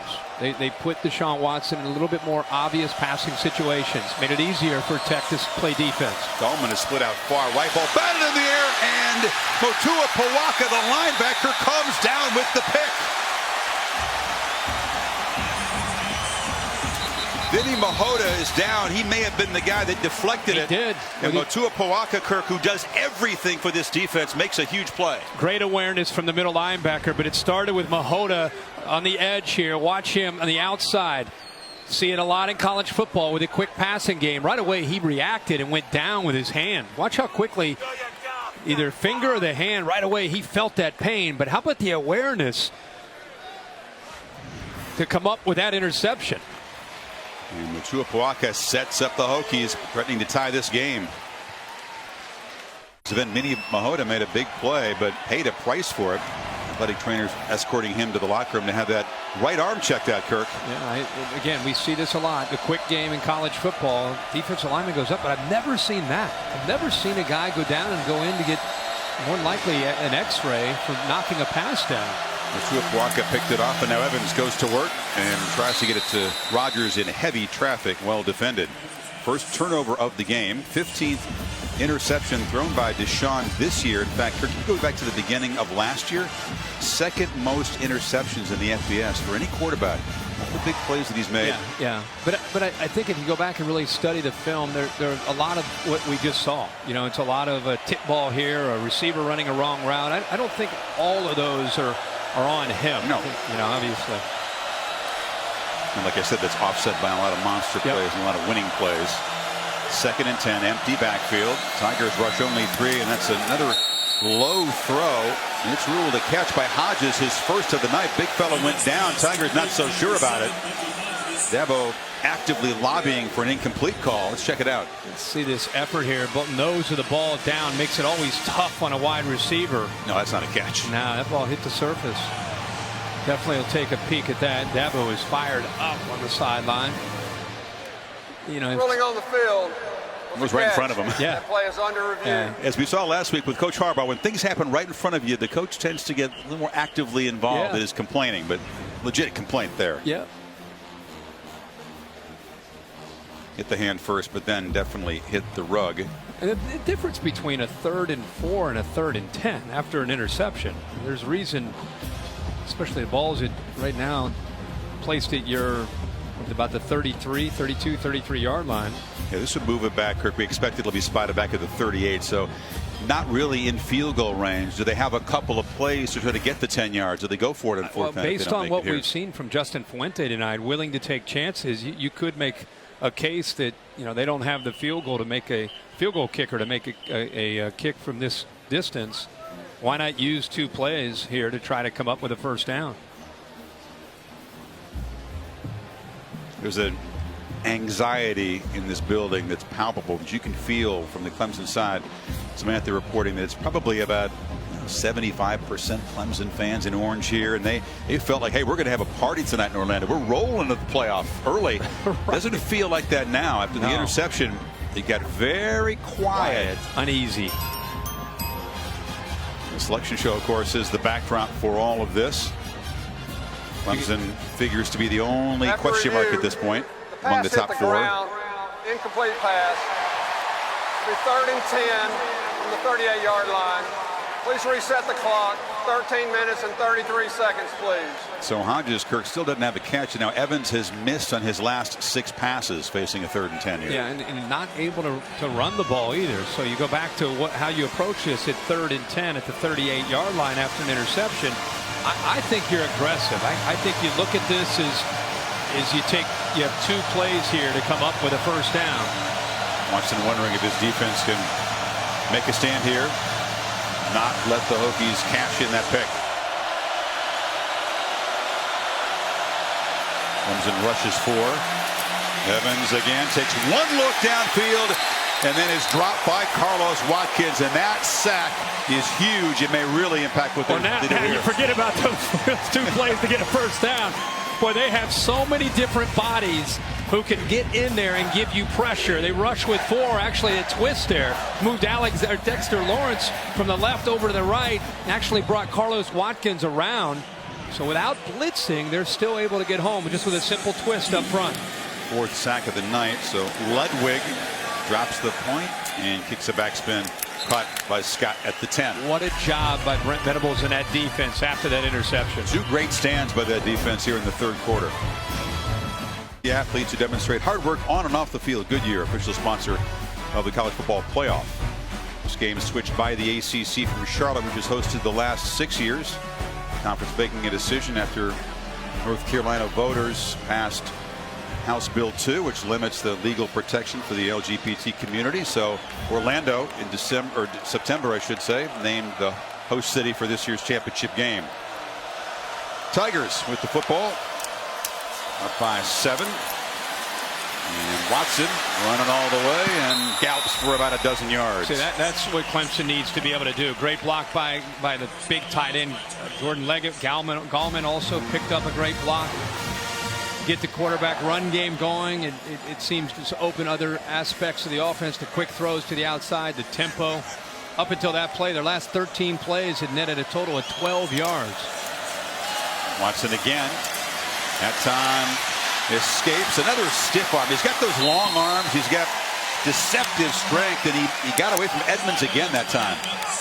Yeah, we talked about when they start this second half, we thought we'd see them run the ball more. And there's that long stiff arm you're talking about against one of the better players, Terrell Edmonds, and then the speed on the back end of that stiff arm. Now they go empty, and again, a lot of times you see quarterback draw here. Open, look at the middle of that defense.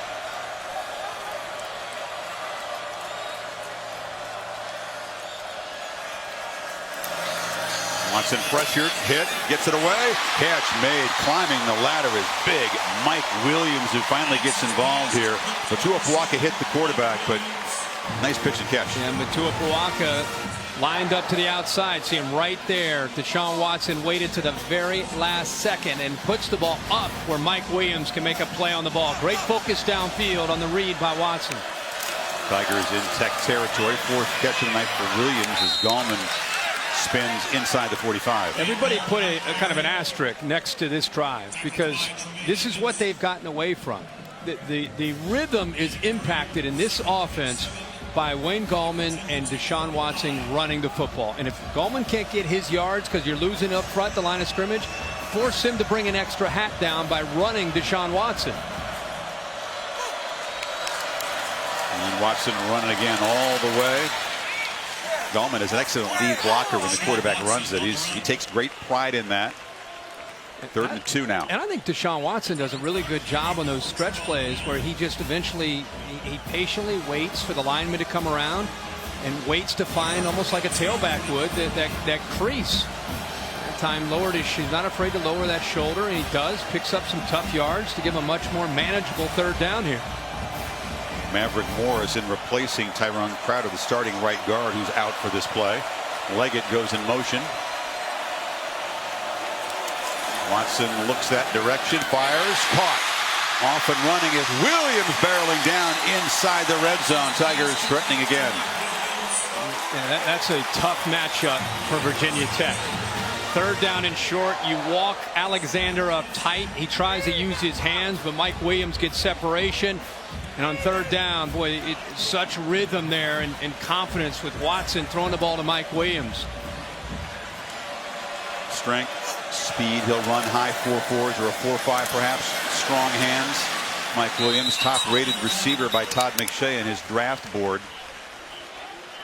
Watson, another first down gain that puts the Hokies defense on its heels now. And what happens, not only on their heels, what it does is it impacts the defense's eyes. Now you're going to see these safeties. Now they're worried about Deshaun Watson running. Now you start coming downhill. That's when you go play action and you hit the tight end and the receiver behind it with the safeties out of position. Scott, pop pass. Stutter steps. Patiently picks his way for a first and goal. Tough to stop that play. Sure is. Especially when they're running the quarterback so much. You see the jet sweep, Kirk. Now they've replaced it with that because it's a very low-risk play. If he can't handle it, just an incomplete pass. Absolutely. First and goal. It's Leggett motioning in. Two backs in the backfield. And Watson hands it off to Goldman. Goldman scores. And the Tigers back to their crisp ways. They began the game 89-yard touchdown drive. See Leggett pulling around there, does a nice job. Right guard comes around. They're rotating different people in there. That time looked like it was Maverick Morris, who's been in there some for Tyrone Crowder. That's a heck of a drive and a great answer there by Clemson. Get their offense's confidence back. 15th rushing touchdown for Gallman. Been a quiet night for him. Could be a steady diet of him now. And go back to the beginning of that drive, Chris. It was the running of Deshaun Watson that got the offense back into that rhythm and eventually mixed in a few passes. And eventually it's the touchdown run by Wayne Gallman. Tomorrow morning over on ESPN, 9 o'clock Eastern, NFL Insiders, followed by Sunday NFL Countdown, guys, right up to kickoff. On Monday Night Football, Colts and the Jets. Coverage beginning with Countdown at 6 Eastern. Kickoff at 8:15. Also on the Watch ESPN app. So very impressive 89-yard touchdown drive. And the Tigers, for the third time tonight, are up by 2 touchdowns.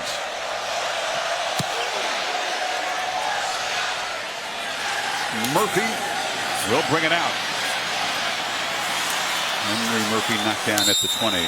So Justin Fuente, the 40-year-old first-year head coach of Virginia Tech, has a background working with quarterbacks. He was the offensive coordinator when TCU won the Rose Bowl. Andy Dalton sings his praises. Paxton Lynch at Memphis, which was the stop right before Blacksburg, of course, with the Broncos now.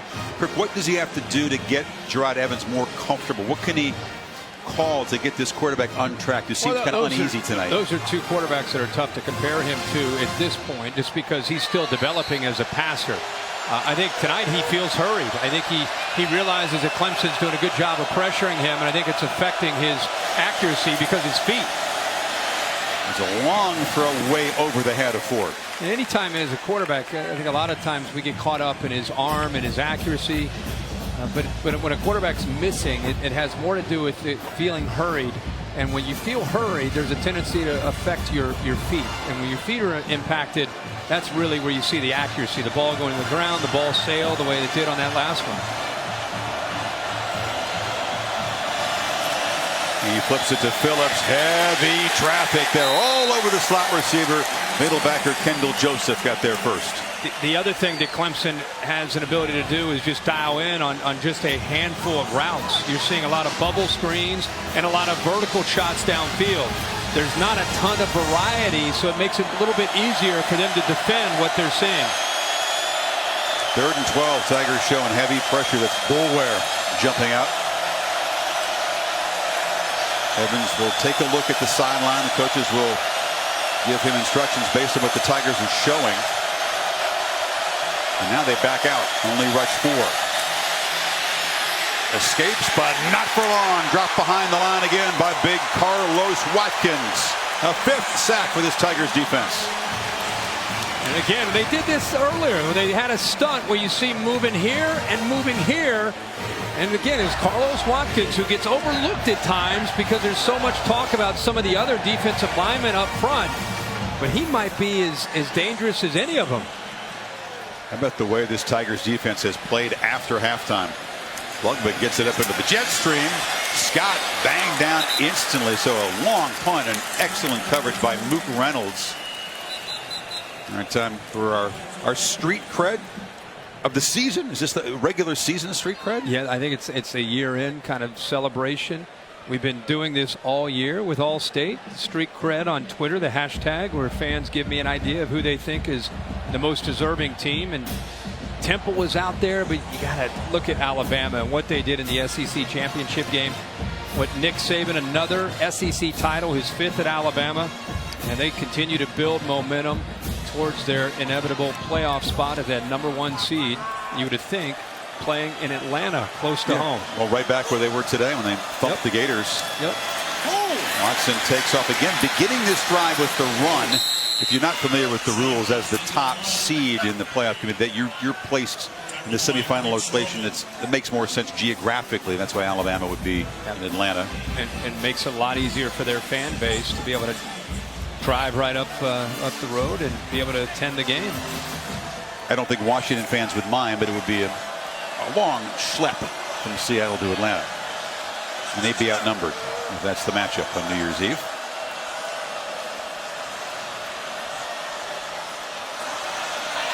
Deshaun looking for guidance as the play clock winds down inside of 5. Now they'll have to spend a timeout here. Wasn't clarity between sideline and quarterback. Timeout well spent.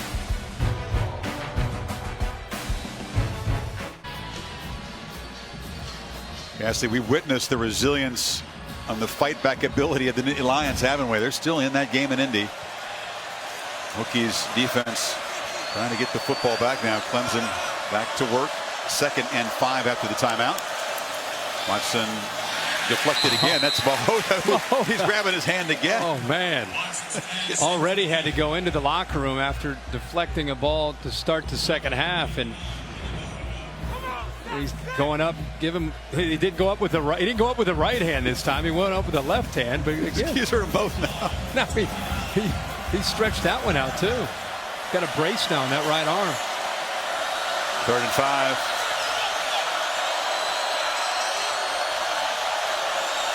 Hokies bring some heat. They pick it up. Incomplete. That was a high throw. Deflected off the hands of Williams, and Stroman defended. Sam, what do you have? Yeah, you guys are talking about Vinny Mahota. I know it looks like he keeps hurting his hand. It's actually a right shoulder injury, I'm told, that they took him in the locker room to work on. He hurt his left shoulder in the first half, then his right shoulder in the second. So you can see why when he lifts his arm up like that to try and reach for the ball, it becomes problematic. Wow. Good stuff, but you grit your teeth and keep doing it because it's working. It's effective. Exactly. Twice in his second half alone. Teasdall. Not a great kick. Fair catch at the last minute, grudgingly made by C.J. Carroll. Take a look at the college football playoff rankings brought to you by PlayStation. This week's pretty clear, Kirk. I mean, Alabama took care of business. We talked about that. Whether or not Ohio State, Clemson are 2-3 in some order. If Clemson holds on, they would seem destined to collide in Glendale, Arizona on New Year's Eve. And unless somebody in the committee has a different idea, Washington off a 31-point victory last night to win the Pac-12 seems a pretty logical. If they thought there were 4 going in, don't see how you could change it.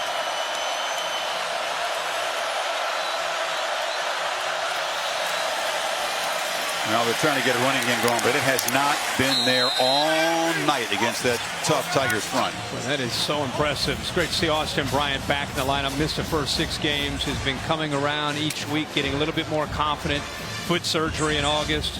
With the loss of Kevin Dodd and Shaq Lawson, they thought Bryant would be their guy off the edge, but because of that injury, he has been slow to come around. But we've seen him look like the player we expected him to be in recent weeks. That time just got off the block and made the play. Factor in the sack yards, Kirk. They have 10 net rushing yards tonight. Evans ducked his head, thought about running, now decides to pick up the head and loft the ball for Hodges. Intercepted on the sidelines. What a play by Tankersley, who has won that one-on-one battle of star players tonight. And this is what you have to be careful of. This is what Justin Fuente wanted to avoid. Just throwing it up and hoping the taller receiver Hodges makes the play. He bobbled it a bit, but it looks like he secured the ball and got his feet down for the interception. Squeeze the tip of the ball. That's some hand strength, Kirk. I thought Brent Venables was going to make the play for him there. You could see him in the background running down the sideline. He's fired up. Think about the receivers who work on the jugs machine to strengthen the hands. Tankersley just gripped the top of that football and held on to it. It's impressive. There's the hands. There's the strength. And there's Brent Venables fired up. Here he comes right here. Come on now, Brent. Give him a little grief for wearing that purple shirt and that day glow hat. And he's got the vertical still, doesn't he? 5th year here after spending 13 years with the Sooners. He's lost 16 players in the last 2 years. 8 starters a year ago, 8 starters a year before that. 14 of those 16 starters on the defensive side are in the NFL, playing in the NFL. They might have a better defense this year. It stands. Venables, by the way, one of the finalists for the Broyles Award, which goes to the top assistant coach in college football. There are 4 defensive coordinators nominated, along with Pittsburgh offensive coordinator Matt Canada. He sure deserved, like I said, think about not just last year losing 8, the year before that losing 8.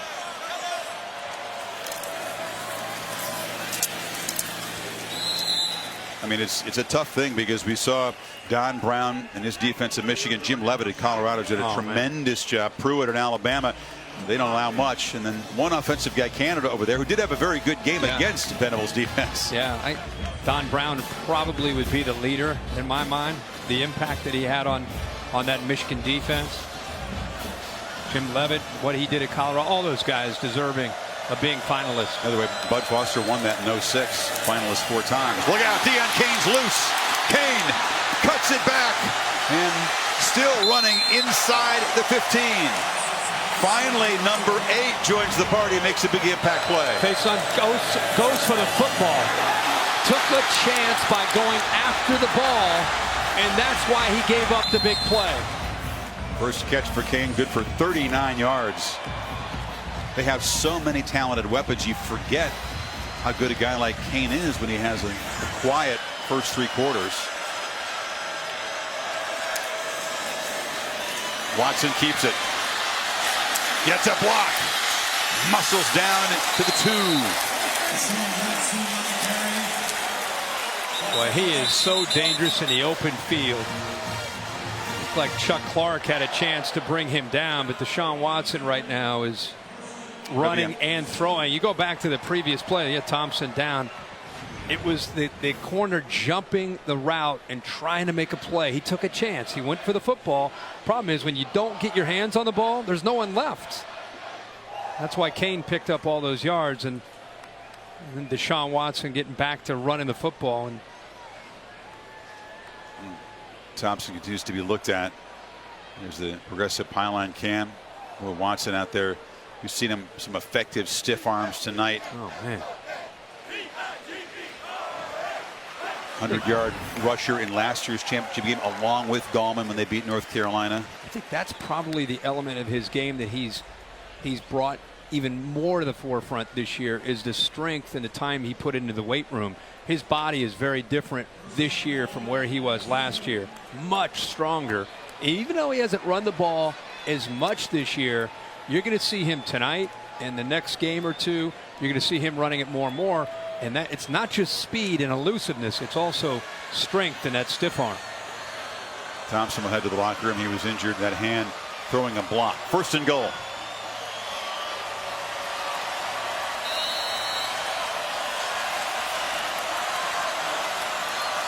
From Scott in motion, they fake it to him. Watson with the keeper, fighting, gets shoved into the end zone as the Tigers are getting closer to the playoff spot. How about Mitch Hyatt, the sophomore left tackle? We just talked about Deshaun Watson and all his strength. He's strong, but I think he was flexing after the carry, but credit the big fellas. Yeah. Right? Oh, absolutely. And it's a legal play. It's funny to watch Mitch Hyatt there. He just kind of saw his quarterback fighting at the 1-yard line, and he just lowered his shoulder and ran into that pile. Watson adds a rushing touchdown to go with his 2 touchdown passes. And Clemson now biggest lead of the night by 21. Watch the left tackle come in here and eventually get involved in the play. Watch him peek around his shoulder. He says, oh, wait a second. Boom! Push him in.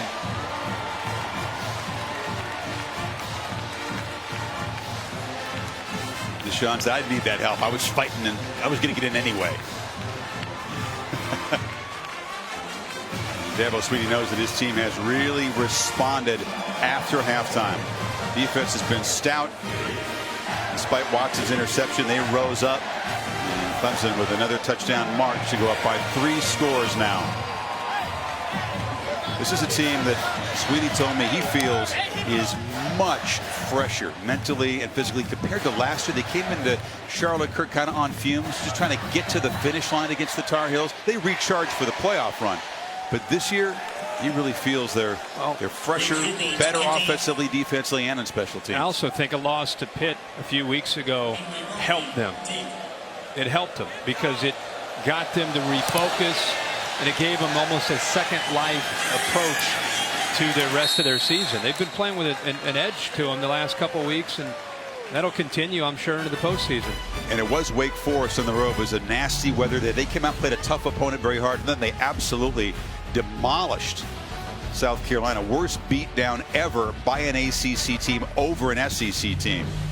So noon Eastern time for 4 hours. An exclusive reveal of the playoff committee's final rankings, and then plenty of chances to chew in the matchups and all the other bowl games for that matter. We talked about the 2 semifinals Saturday, December 31st. Alabama figures to be in Atlanta. The 2 versus 3 game in Glendale, Arizona. Hokies just desperately trying to get something going on the ground here. It's been futile tonight. I think the most surprising thing to me is that Gerard Evans cannot run the football at all. I mean, he had the 1 run for the touchdown, but for the most part, he has been contained. Not a lot of room for him to work on that defensive line. They bring the blitz on 2nd down. Evans tries to dump it off. This is Rodgers. Muscled out. Yeah, he only has 4 rushes for positive yardage. The 11-yard touchdown run and a whole bunch of sacks to negate that. What you're seeing also from Brent Venables is his corners. He feels, I think he has a great deal of confidence, feeling favorable about the matchups out there, because they have not, other than the throw where they lost Isaiah Ford in coverage, they really haven't been able to get the ball downfield. So he's aggressive with those linebackers and mixing up looks, but bringing pressure and twisting the line. Hokies urgently in need of 5 yards and a 1st down here, and that will not help. False start. Yep. False start. Offense number 72. 5-yard penalty. 3rd down. They were back in this game at the break, but Clemson's defense set the tone with a stop, but there were 3 3-and-outs by this offense to begin the half. And now you get the feeling, Kirk, if they can't find a way to muster something here, you give the ball back to Watson, it could get out of hand. They'll need the defense to rise up and make another huge play if they're going to try to fight back in this game. Officially a 9-yard 3rd down play. They back off. No one rushing for Clemson. Literally 0. Hodges, 50-50 ball, goes up and makes the catch at the 30. Beats Ryan Carter in a bizarre play, I've never but a seen crucial that. conversion. Never seen that. 11 drops. 11 guys, and then eventually it only mattered the 1 guy downfield, though, right? Well, the only thing that happens there is you give Evans a chance to get your tall receiver matched up against Ryan Carter, who's 5'9". Just throw it up in the air and let Hodges at 6'7" go up and make a play. All that pressure has been working so well. I was surprised they threw the change up there with dropping 11. First down play, Evans now cuts it up, and not much. Hodges, a hoops player, he said, I'll take that anytime. 6'7" versus 5'9". I'll just box him out. Watch the D-line. All of them. Every single guy. There's no way you're going to throw that underneath. There's 7 in coverage. But this is an all-time mismatch. I mean, yeah, look at that. Carter's a gutsy little player, but that's just Well, too much height. What Evans also did is he let him come back to the ball where he could really use his body to keep Carter away from it. Trayvon McMillan gets the edge. McMillan knifing, barreling down, and scores. And Tech, gritty as always, stays alive with a huge touchdown. In 2 plays, they went from 3rd long to the end zone.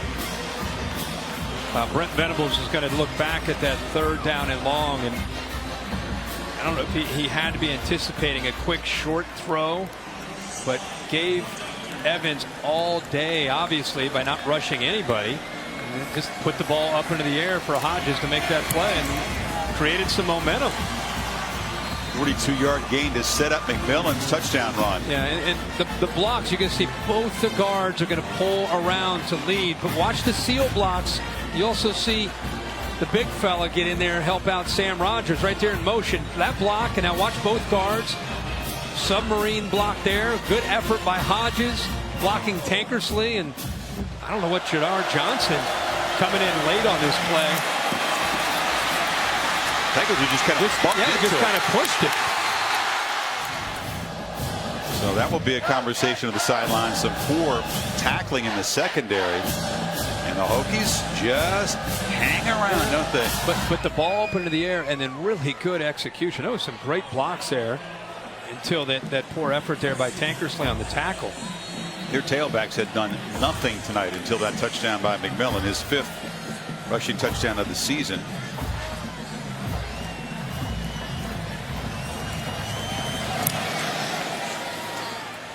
Slide drives the kick deep into the end zone. A reminder to fans that Star Wars Rogue One is in theaters on December 16th. We're going to get the invite back to the premiere like the last that was Star great. Wars movie. That was fun. Wasn't that great? Yeah. I'd love to go back for that. You a big Star Wars fan? Sure. Yeah. You? Absolutely. Most people are. So Deshaun still up by 2 touchdowns. Still looking very sharp. A couple of touchdown drives in this 3rd quarter. Remember, it's been Deshaun Watson running that's gotten him going here the last couple drives. C.J. Fuller is the back. He's got it, but gains only about 1.5 yards. Keep your Bud Foster at this stage in a game. About 2 minutes to go in the 3rd quarter, and because of the way Watson's been running, you can't let that happen, obviously, and he knows that. You got to start rolling the dice here a little bit, get extra bodies up in that box to try to negate the potential of Deshaun Watson running the football. You see Bud making signals relayed to the group. Middle linebacker. He's rush only 4, but Watson feels the pressure, dumps it off inside to Fuller. Dangerous play as it bounced off his hands. Yeah, they're trying to set up a screen there to Fuller. Watch the center, Guillermo, get out, trying to lead him. 57. You see him trying to get out there to pick up a block. But Clemson and Deshaun Watson catch a break with that ball tipped and up in the air. That is no man's land and easily could be an interception. And the Tigers need 9 now on 3rd down. They pick up the pressure. The delivery is to the far side to Leggett, who's not going to make it. And Hokies force a punt. Yep. You had a run there by Fuller. They tried to go with a screen on 2nd down, and then it's 3rd down. That's what we saw towards the end of the first half. That's exactly the sequence of plays that we saw that played into the hands of Virginia Tech. What was the difference there?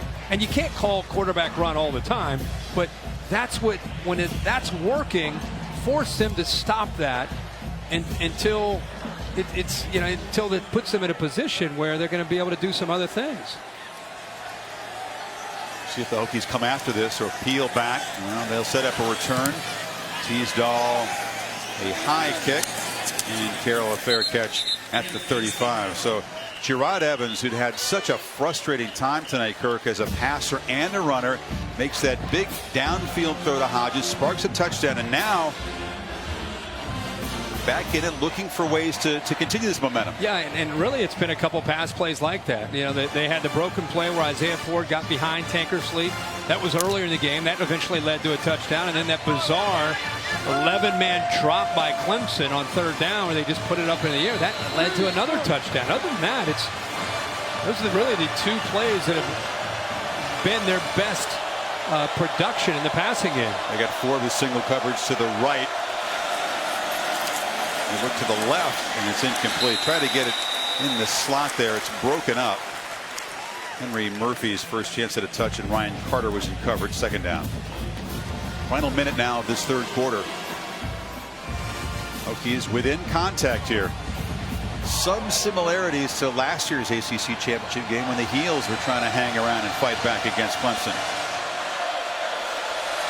McMillan in motion. Evans keeps it and shows his muscle. Picks up 9. It'll be 3rd and a yard. Yeah, that's Terod Evans right there. I mean, as soon as he put the ball into the stomach of McMillan and pulled that ball out, he just started to accelerate. And Line did a nice job that time of giving him some room to be able to square his shoulders and lower that shoulder. And I thought he might get 5 or 6. Instead, he picked up 9.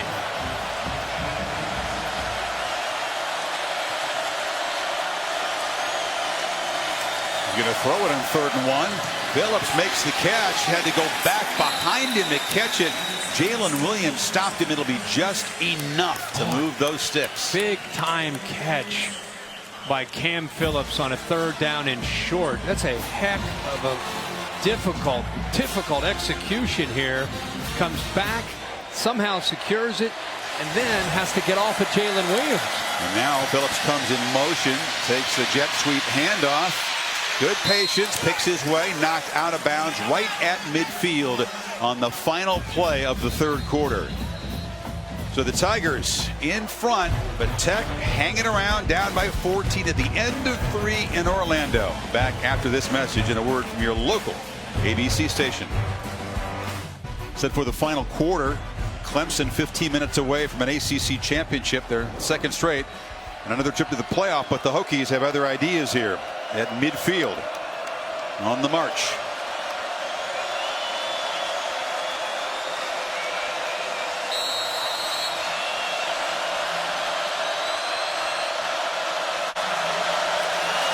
Evans gets it out quickly to Phillips again. He's been very busy, and they're able to move the sticks, Kirk. It's amazing how that one pitch downfield to Hodges kind of turned everything around for this offense. Sure did, and they're finding ways to get the ball to Cam Phillips, who reminds me of just a running back with the ball in his hands. He is very slippery and has enough lower body strength to pull away from those arm tackles. 8 catches tonight. Evans keeps it, leans forward for 2 before Cleveland Farrell knocked him down. He's kind of taking a peek there with an RPO, run pass option, where he might want to throw the football. The corner that time, Marcus Edmond, collapsed down, and he thought about throwing it, but then just lowered his shoulder to pick up a couple yards.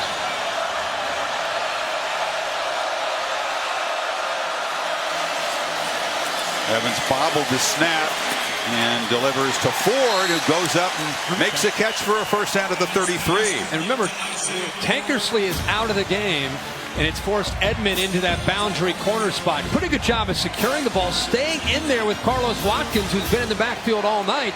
And I'm telling you, this group of wide receivers led by Isaiah Ford, a very, very talented bunch, and a great effort by Ford to climb the ladder to make that play. Ford going over 1,000 receiving yards on the season tonight, 3 for 80. Tankersley now back at the bottom of the screen. McMillan with a little space. They'll take that kind of gain on first down compared to what they've been getting throughout much of the night.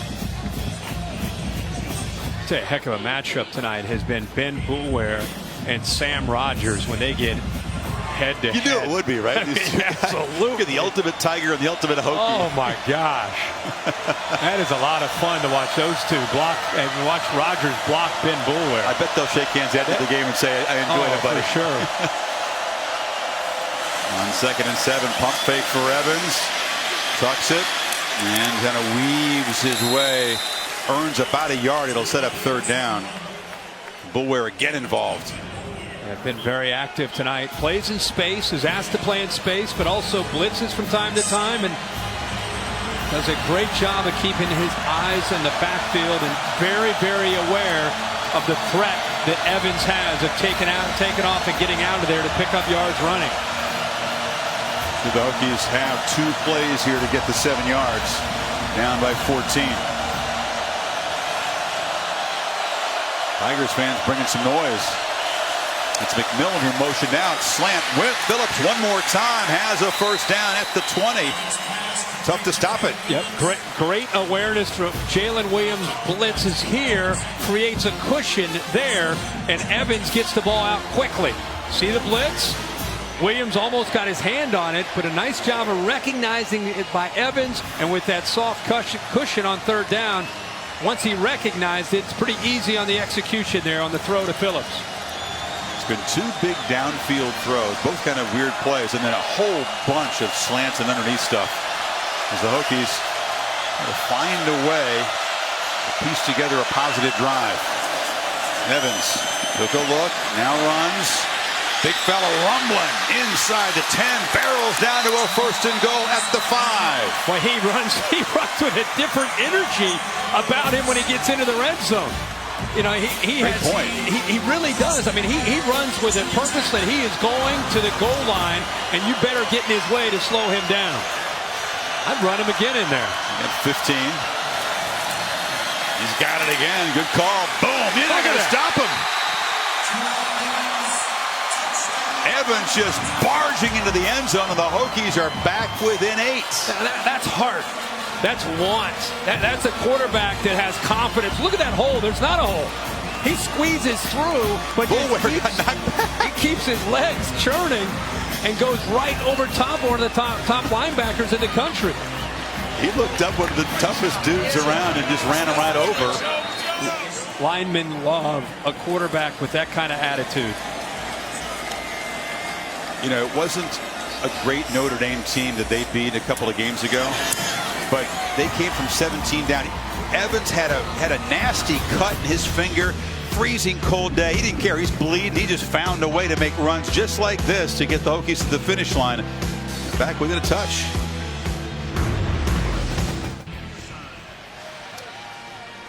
Wow, so the Lions come off the deck. They now have the lead in Indy.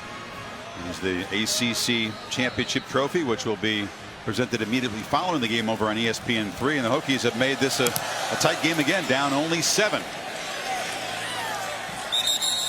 Continues to keep the pressure on Deshaun in this offense now. Well, the last couple series we've seen, last series we saw them get away from this. I think you're going to see him go back to Deshaun Watson running the ball. In this second half, the reason they've been able to put together a few drives is because it started with Deshaun Watson running the ball, and that got their offense going, opened up other areas where they were able to exploit the Virginia Tech aggressive nature. But last drive they got away from it, and they were on a 3-and-out. You know, the Clemson coaches said privately that they would be, quote, disappointed if Watson didn't have 100 rushing yards tonight. Right. Number 7, 5-yard penalty, 1st down. 3 times this year, the Hokies have given up 100 rushing yards to a quarterback. Those are their 3 losses. That was the goal coming in. He's sitting right now at 66 yards rushing.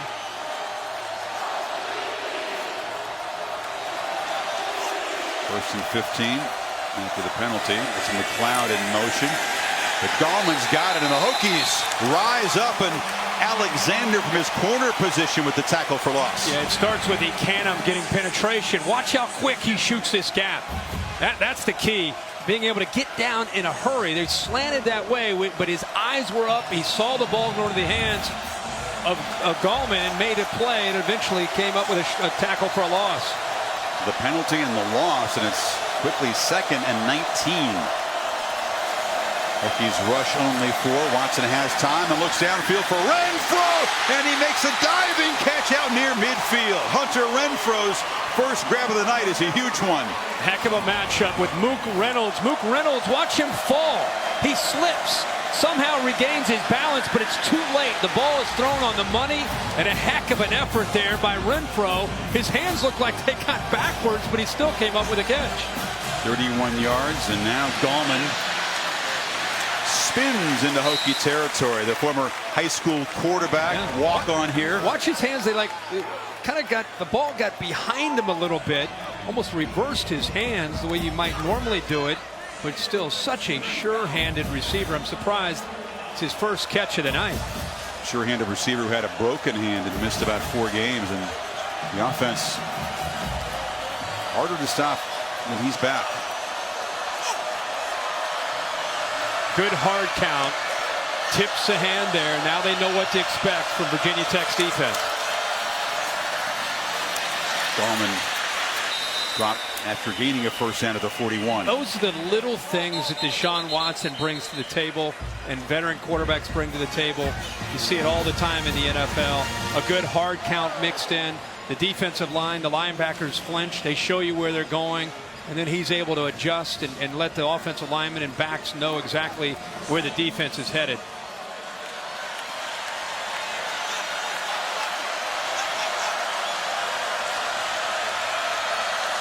Hokies blitzing here.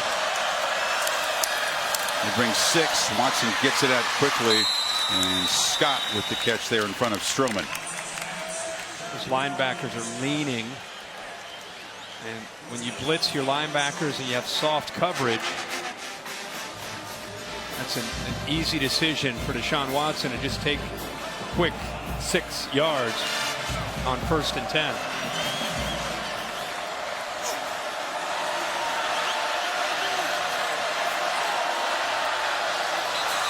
Hokies claim there was a flinch up front. Yeah, he moved. Left tackle moved. Hyatt. Ricky Walker got a tiptoed across the line, then got back and started pointing. Well, I think he touched him. False start. Offense, number 16. 5-yard penalty. Second down. It's Leggett that they're flagging. Well, the left tackle moved. Mitch Hyatt.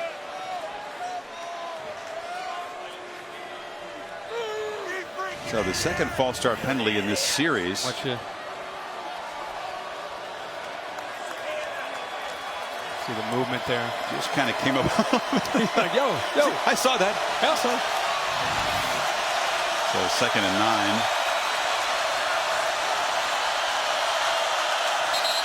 Another whistle before the snap and a flag again. Clemson misfiring. Start. Offense, number 16. 5-yard penalty. Again, it's Jordan Leggett. Maybe before it was Hyatt. Now this time maybe Leggett flinched. He sure did.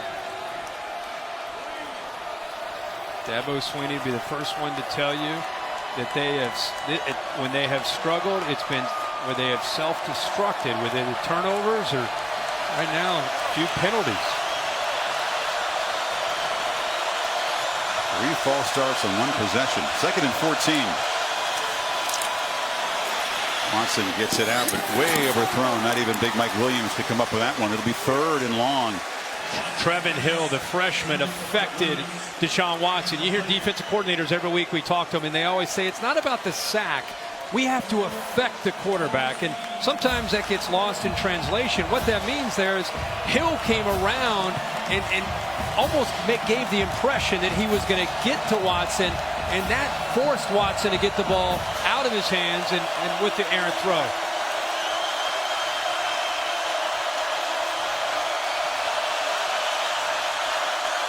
Hokies again showing pressure. They bring it on 3rd down. Watson hit, delivers to Kane, who makes the catch for a 1st down inside the 15. Second big downfield play that Kane has made as Deshaun stood in there. This is a touch. He baits him, waits, he pulls him to him. Last second, ball goes up in the air. Whether it's Mike Williams at 6'3", or Deion Kane at 6'1", he's always going to put the ball up in the air, and that's against a linebacker. A mismatch. He just waited for him to clear and get in position before he put the ball up in the air with a nice touch. Yeah, that's a play to remember if Clemson can hold this lead and win. They got 30 on 3rd and 14. Watson keeps it, flips it, Renfro scores. A little tricky wrinkle, and the Tigers are back up 2 touchdowns.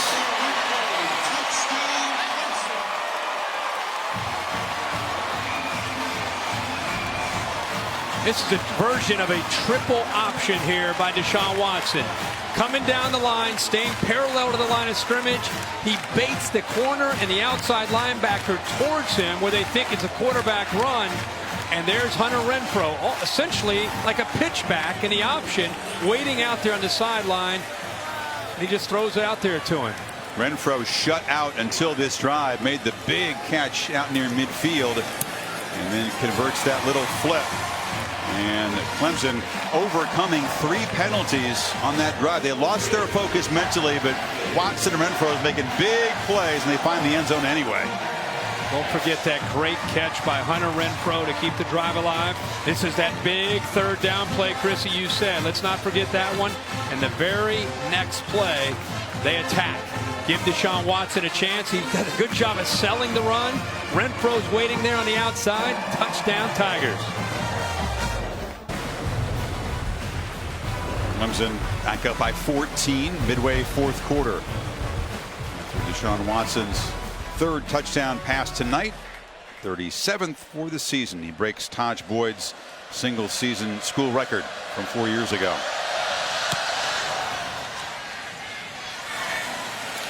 Murphy. Flag comes in. He's tackled at the 23. Hokies have been able to valiantly, Kirk, fight back time and again tonight. Find themselves again down 14 in need of one of those big downfield strikes.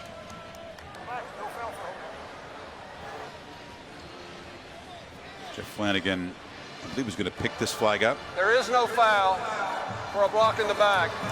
First down. Chris, let's go back to the touchdown. You're going to fake up the middle. You're going to get Hunter Renfrow out here. Scott's going to block, but it's how Deshaun Watson sells this after the fake. Right here, you see the safety linebacker attacking down here, and here's Hunter Renfrow, almost like a pitchback, just waiting for that ball to come out there. Now, if those defensive backs stayed wide, then Deshaun Watson runs the football. They collapse down, he throws it out to Hunter Renfrow. Little pop pass. Rogers makes a juggling catch, off and running, and tracked down at the 42 by Boulware. Now it's time for trickery from the Hokies. Now you're selling option 2. Great effort here by Rogers. Linebackers come up. They're thinking the big fella Evans is going to run it. Everybody comes up. Little pop pass there to the big man. Got 32 yards. And now they find C.J. Carroll, the other speedy slot receiver, his first catch of the night. Watch how he sells this. Look, I'm going to run the football. He lowers his shoulder. Linebackers come up. Nobody's left in the middle of the field. Heck of an effort again by Rogers to secure that football, to come up with those big yards, and Boulware eventually brings him down. Again, Rogers, the former walk-on, so close to the Beamer family. Wants to play in the NFL. He's going to go to the Senior Bowl. Thinks he can make it as a special teams guy. Certainly does it all for this offense. He gives you everything that he has. Attitude. Yeah, and he can play a variety of positions. And last week, because of injuries and because he's Sam Rogers and he's got a great story, they let him play against Virginia senior day as a tailback and then a career day. Over 100 yards carrying the ball. And he wore the number 25, the rotating number, in honor of Beamer in that game. And now Evans barrels straight forward. He easily picks up the first down. Hokies are threatening again. This team will not go away. This is becoming their best play here in the second half. The jet motion, which freezes the linebacker's eyes. A little bit of a fake. And then coming downhill in a hurry is Gerard Evans running that football. And there's an option pitch. Phillips, the slot receiver, takes it and makes a short gain. It's the part of the field where you spotted that there's a different look in the eye of Evans as a runner. He said, "Just no doubt about it. You call my number. Just give me the rock here." Yeah, he's on a mission when he runs the ball down here.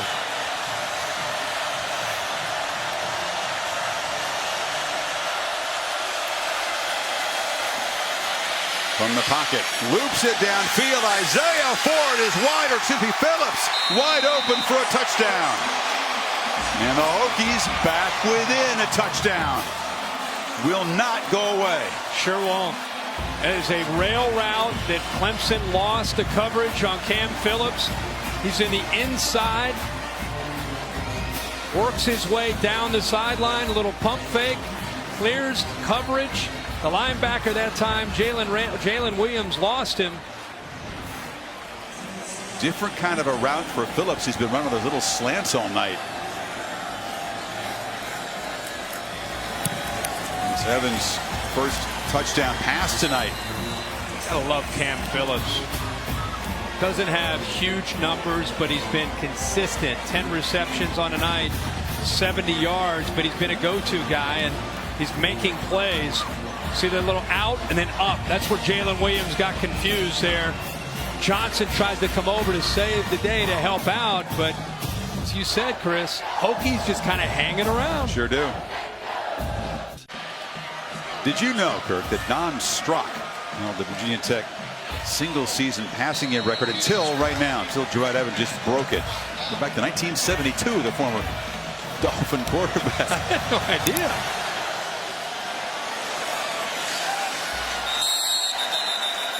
Never thought Don Strock would get into the broadcast. Neither. Phillips is right here, works out and then up. You're going to see both these receivers kind of impact the route. But watch Jalen Williams jump the out. He thinks he's going towards the sideline. That's where the out and up caught him. Pretty good effort there by Johnson to come over. But Cam Phillips with a progressive pylon cam into the end zone. And now we see with Deshaun Watson and the Clemson offense, they got to be thinking, man, these guys won't go away. See what Evans did? He gave the Deshaun bow and arrow celebration back at him. So Watson's turn to answer. And it's a keeper and a whistle just before the snap. Flag down on the near side. Movement again. Well, they got to get this fixed. Ball start. Offense, number 75. 5-yard penalty. First down. That's Hyatt again. I know that the Hokies are aggressive and they can make you flinch, but a real loss of focus. That's the 4th false start now in the last 2 series. Didn't hurt him in the last drive. He got in the end zone eventually, but this sets him back. Think about what's at stake in this game for Clemson. Absolutely. They've carried all the pressure of the favorite, holding that playoff position coming in here, and now Watson in 1st and 15 gets the penalty yardage back. You know, when you have one team with everything to lose and the other team is looking up like, oh my gosh, we're down 7. Hey, we're still in this thing. And now it comes down to Dabo Swinney and your approach as a head coach. Do you play not to lose? Do you play to win? You and I both know Dabo Swinney pretty well. I think with a quarterback like Deshaun Watson, I think you see him continue to coach, to play, to win. Well, if there's any quarterback you can trust, it's number 4 in the white jersey tonight. Watson flips it to Renfro. Flag comes in. The completion is made. Mook Reynolds again in coverage. Flag was right where the quarterback was hit. It's kind of in that holding zone. Yep. So again, a penalty sets Clemson back. It's self-destruction here. Mitch Hyatt, very talented left tackle. We've seen him with some false starts. Buchanan is opposite of him, the best pass rusher for Virginia Tech. Gets to the feet there. I don't know if that was the call on Hyatt or if there was somebody on the inside. He just kind of pushed him to the ground. That looks kind of questionable to me. Buchanan's the guy that said we're going to throw Deshaun Watson off his game. Well, they haven't really done that, but they're throwing the offensive line off their game right now. Watson again into heavy traffic. That's a fairly conservative call on 2nd and 20, Kirk. It sure was. Now you're looking at 3rd down and a long way to go. Remember, we talked about the game in Charlotte. 19-point lead in the 4th quarter. Then Clemson was just trying to nurse it to the finish line on fumes. Has a similar feeling now. I got to think on 3rd down, you got to find your tight end here. Watson steps up, delivers a low throw under through Kane, who was pretty well covered. It's 4th down. Hokies were going to get the football back. 4:11 to play. Make him stepping up in the pocket, but Deon Kane is open. I mean, he has the inside, and the ball is thrown short. Now, he did have to step up. They rushed just 3, dropped 8. but Deion Kane got to the inside and was open. The ball just came up a little bit short. Teasdale's not had a great night punting the ball. Some short kicks. The Hokies have not often tried to come after him. Let's see if they do this time. Tech. Nope, peeling back. And again, it's a high punt, but not very long. And Carroll backpedals, and Virginia Tech, trying to shake up the playoff chase, will take over from their 41, down only 7. Exciting finish here in Orlando. Then tomorrow, Sunday noon over on ESPN, the 4-hour selection show, exclusive reveal of those playoff matchups and all the other bowl bids, Kirk. Drama down to the wire here and in Indy. You're crossing off the Badgers. Yes, they just lost at Penn State. And Indianapolis are about to lose to Penn State. And now the Hokies trying to create an opening for the Lions or somebody else. Down by 7. Evans incomplete. Trying to get it to C.J. Carroll, who was backpedaling. It's quarterback's feet again. Chris, you talked right up earlier what's affecting his accuracy. Watch his feet. See how he short arms the ball. He doesn't take his normal stride he would take. That's when a quarterback hurries a throw. That's what can happen to his feet and ultimately again affect that accuracy.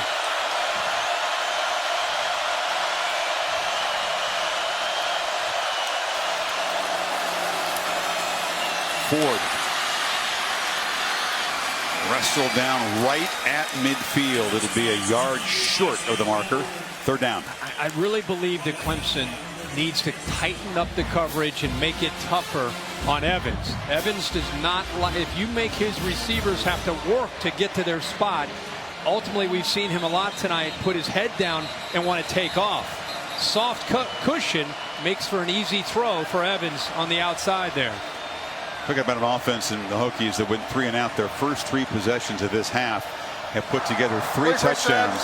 The game clock to 3 minutes and 48 seconds, please. 3:48. Get 6 seconds back here. 3rd and 1. But this offense was reeling. Couldn't find any production anywhere. Came alive for a second time tonight.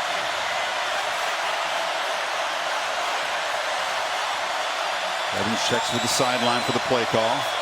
Plenty of time here on the play clock. It's Rodgers in the backfield.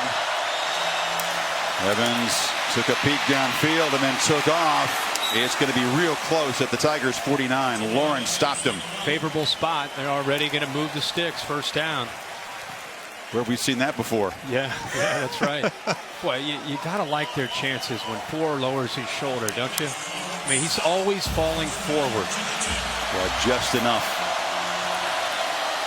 Now a quick throw. And a completion down near the 41-yard line. One more time. That's your guy, Cam Phillips. Yeah, Cam Phillips in space. Making it tight catches tonight. So if you're a Virginia Tech fan, with the way this game has gone, the fact your team's in this position says a lot about the future under Justin Fuente. The heart, the character, and the fight of this team has been really impressive. No doubt. Inside of 3 minutes. McMillan motions back in. Blocks for the quarterback who looks far side, and Phillips is wide open and out inside the 28. Chris, again, it's Tankersley. He had a big cushion on the other side. Now look at this cushion. Look at the cushion here. He's sitting back, dropping, and I know you don't want to give up the easy score, but he's making easy throws for Evans. Clemson is just trying to get to the finish line. Hang on for dear life. Hang on to their ACC title in the playoff position. A bobbled snap. Funky looking pitch to McMillan. Not much going on that far side. That time they tightened up their coverage, and Ben Boulware again matched up there with Sam Rodgers, was able to get there. That's a tough play with not a lot of room there. Back into the boundary. But remember, do not forget about Evans as a runner down here. High anxiety for Coach Sweeney on the far side. He's lost the baseball cap.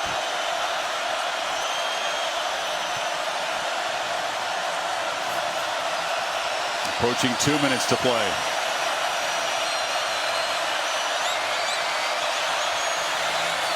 Evans takes a peek, but then heads to the main mission, which is to run straight ahead. It'll be third down. Safety that time, Van Smith, the linebacker, Kendall Joseph. They're trying to get their shoulders in front of him because an arm tackle is not going to slow him down. They've got 2 downs here to pick up this first down. If it's a throw, it's probably a quick pass, quick slant. Instead, Evans takes off. Will be trapped for a loss. Fourth down coming up. Clelin Ferrell got him. And the Tigers defense, which has made so many big stands in the last couple of years, on the brink here. A timeout taken as Fuente will ponder this call. They need 6. Boy, Ferrell early in this game was making some plays. Comes up at a big time off the edge right here, working his way to the inside. Watch Evans. He wants to go downfield. It's almost like he's setting up that quarterback draw, but Ferrell takes it away with that outside penetration. Comes up at a huge play there on third down. Sweeney's reaction. He always talks about the heart and the guts, and Clemson is a terrific team in close games. I mean, as good as anybody in the country. 16-3 since 2011. Games decided by a touchdown or less. They did lose the close one to Pittsburgh earlier. So these fans have been through a lot of anxiety in the last couple of years. You've got Cam Phillips, number 5 tonight, who's made a lot of plays. Isaiah Ford, who will be at the top of your screens, been their go-to receiver most of the year. And you also have the 6'7" Bucky Hodges, who will be all the way down at the bottom. Who do you go to win the one-on-one matchup?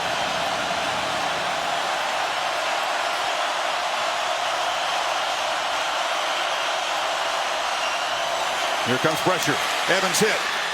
Intercepted. And the Tigers are going to hang on. Tankersley off the pressure from Kendall Joseph. And Clemson is going to repeat as ACC champions if they could just bleed out the final 111. Chris, they not only brought Joseph, but they brought Ben Boulware from the outside. Tankersley comes up with it. Here's Joseph who'll get there. They walk Boulware out here. He also gets in there. Actually gets into the face of Evans as he's trying to throw off to his right. But Joseph gets there first. And all Evans can do, he knows he's about to get hit, is just throw it and hope. But credit Brent Venables for the play call there on third down, rolling the dice by saying, hey, we're aggressive by nature. Let's bring the linebackers on the blitz. And then on fourth down, blitzing both guys. You have to have guts to do that. You don't get home, Kirk, you could have a touchdown in a tie game. And now Tech with just 2 timeouts really can't do much about this. And Deshaun Watson, at the very sharp start to this game, will be the unrivaled player of the game, throwing for 288, rushing for 74, 5 total touchdowns, just like he had last year in the championship game.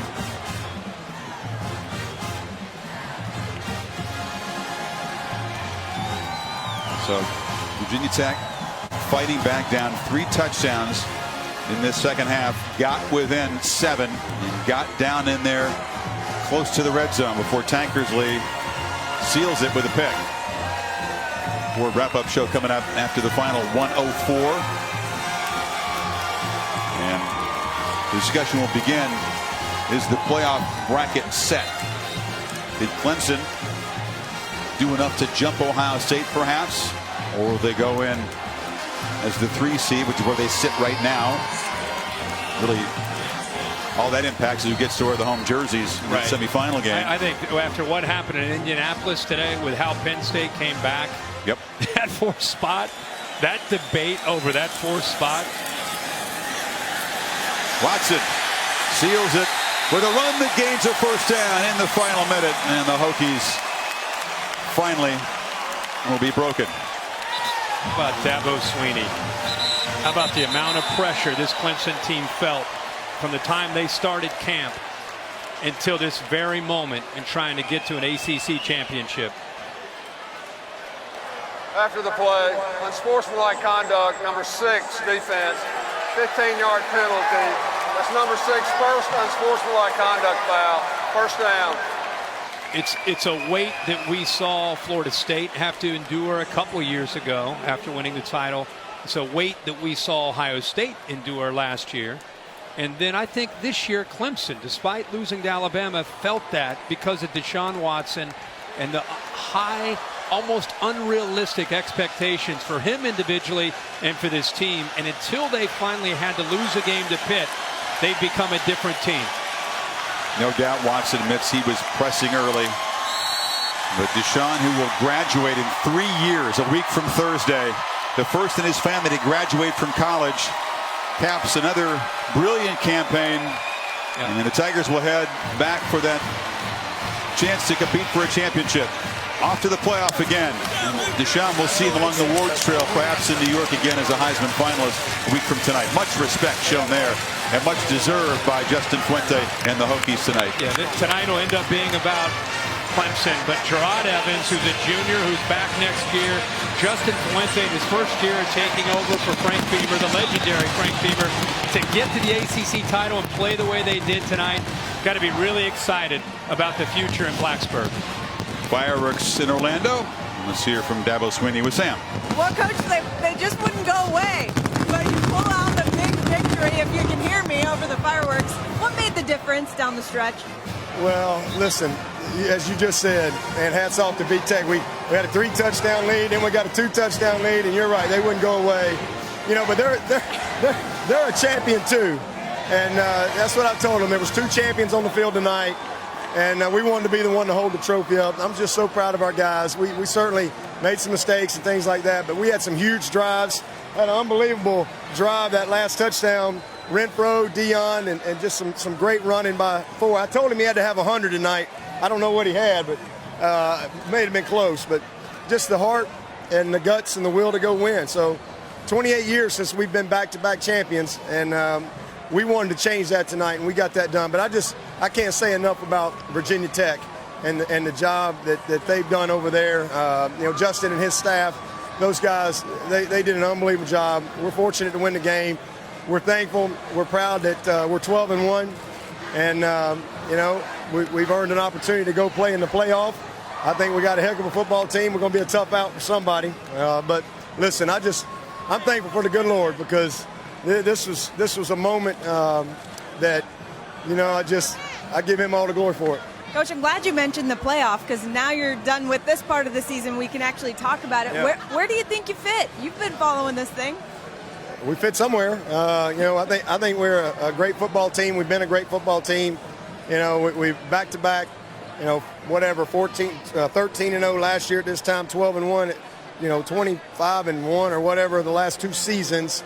I definitely think we're one of the best teams. You know, we just want an opportunity to go compete and have an opportunity to see if we can, you know, get it done this year. But you got to win your conference first. Yeah. And I can't, you know, this is back-to-back years, and it's hard to do that. That's why it's been 28 years since it's happened here. Well, congratulations, Coach. I'm going to talk to your quarterback now, who had 85 yards on the ground. Not quite 100, but it works. Deshaun, what made the difference for you tonight, especially when there was some late adversity? Just attitude and the will, just having that faith, trusting the guys, encouraging my teammates and my defense, and just saying that, you know, we're going to believe, and we're going to win the game. And everyone just did. You know, crunch time came, we capitalized, and we pulled out the W. Speaking of capitalizing, a couple of your receivers tonight, between Renfro and then the big catch from Kane. Why do you have so much faith in these guys and those big plays the way you do? Just the trust and the work we put in. And, you know, we do it every day in practice. I just told those guys, man, y'all are playmakers. Y'all here for a reason, to make plays and be special and be great. So I'm just going to give y'all a shot, and y'all going to make the play. So I'm blessed to have those guys on my team and my offense to be able to throw to those guys. So, you know, I know they're just special.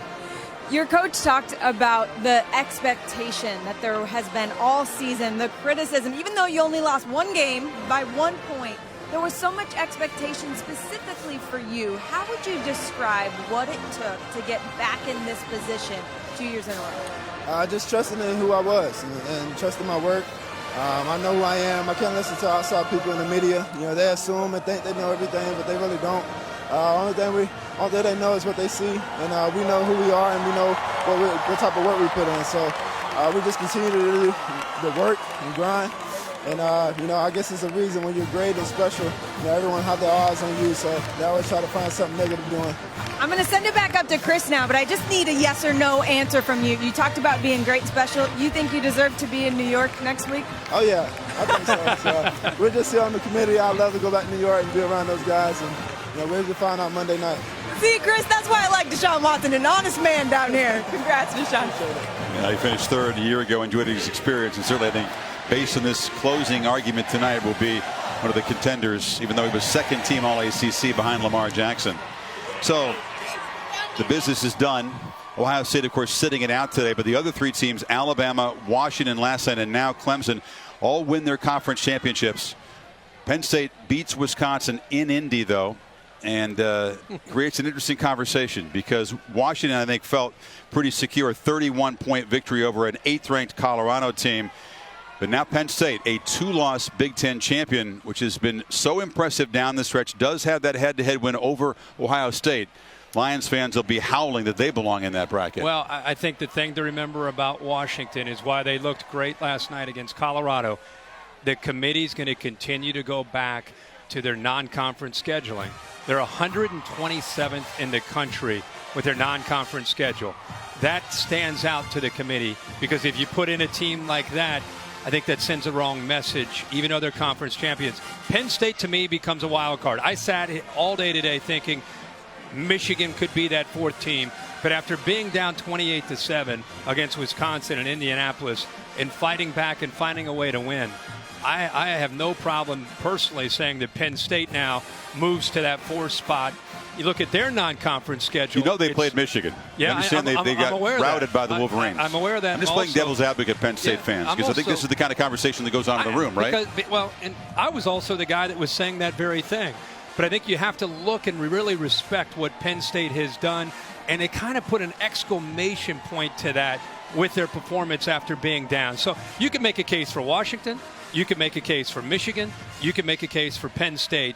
That's what's going to make it really tough on the committee. One thing we know, Ohio State and Clemson and Alabama, all three are in. Let me ask you this, because when they talked about should we put out rankings week by week, I was kind of wondering if that's only for publicity, for our network to generate talk, because if you put out the rankings and you put Washington at 4 and you put Penn State at 7, okay, and Washington wins their conference by 31 points over a team that the committee thought was 8th. They had the same non-conference schedule last week and the week before and the week before that. That's fair. The schedule didn't change this week. Right. It is what it is. But the one thing that at least I feel like I've learned in the first 2 years of watching is the first release and a second release and a third release, it just seems like the final release of the rankings, things can get a little bit volatile. Things can move around a little bit depending on what happens on that last Saturday. Just say don't mean anything, the first rankings then, because this would be a dramatic shift if the Huskies are dropped down. I'm just saying. No, listen, if Washington gets in, I think they're very deserving. I just think that the non-conference schedule, through the eyes of the committee, will be weighed on. I'm not suggesting that they should be moved out of there. I'm just saying that could be something that they look at.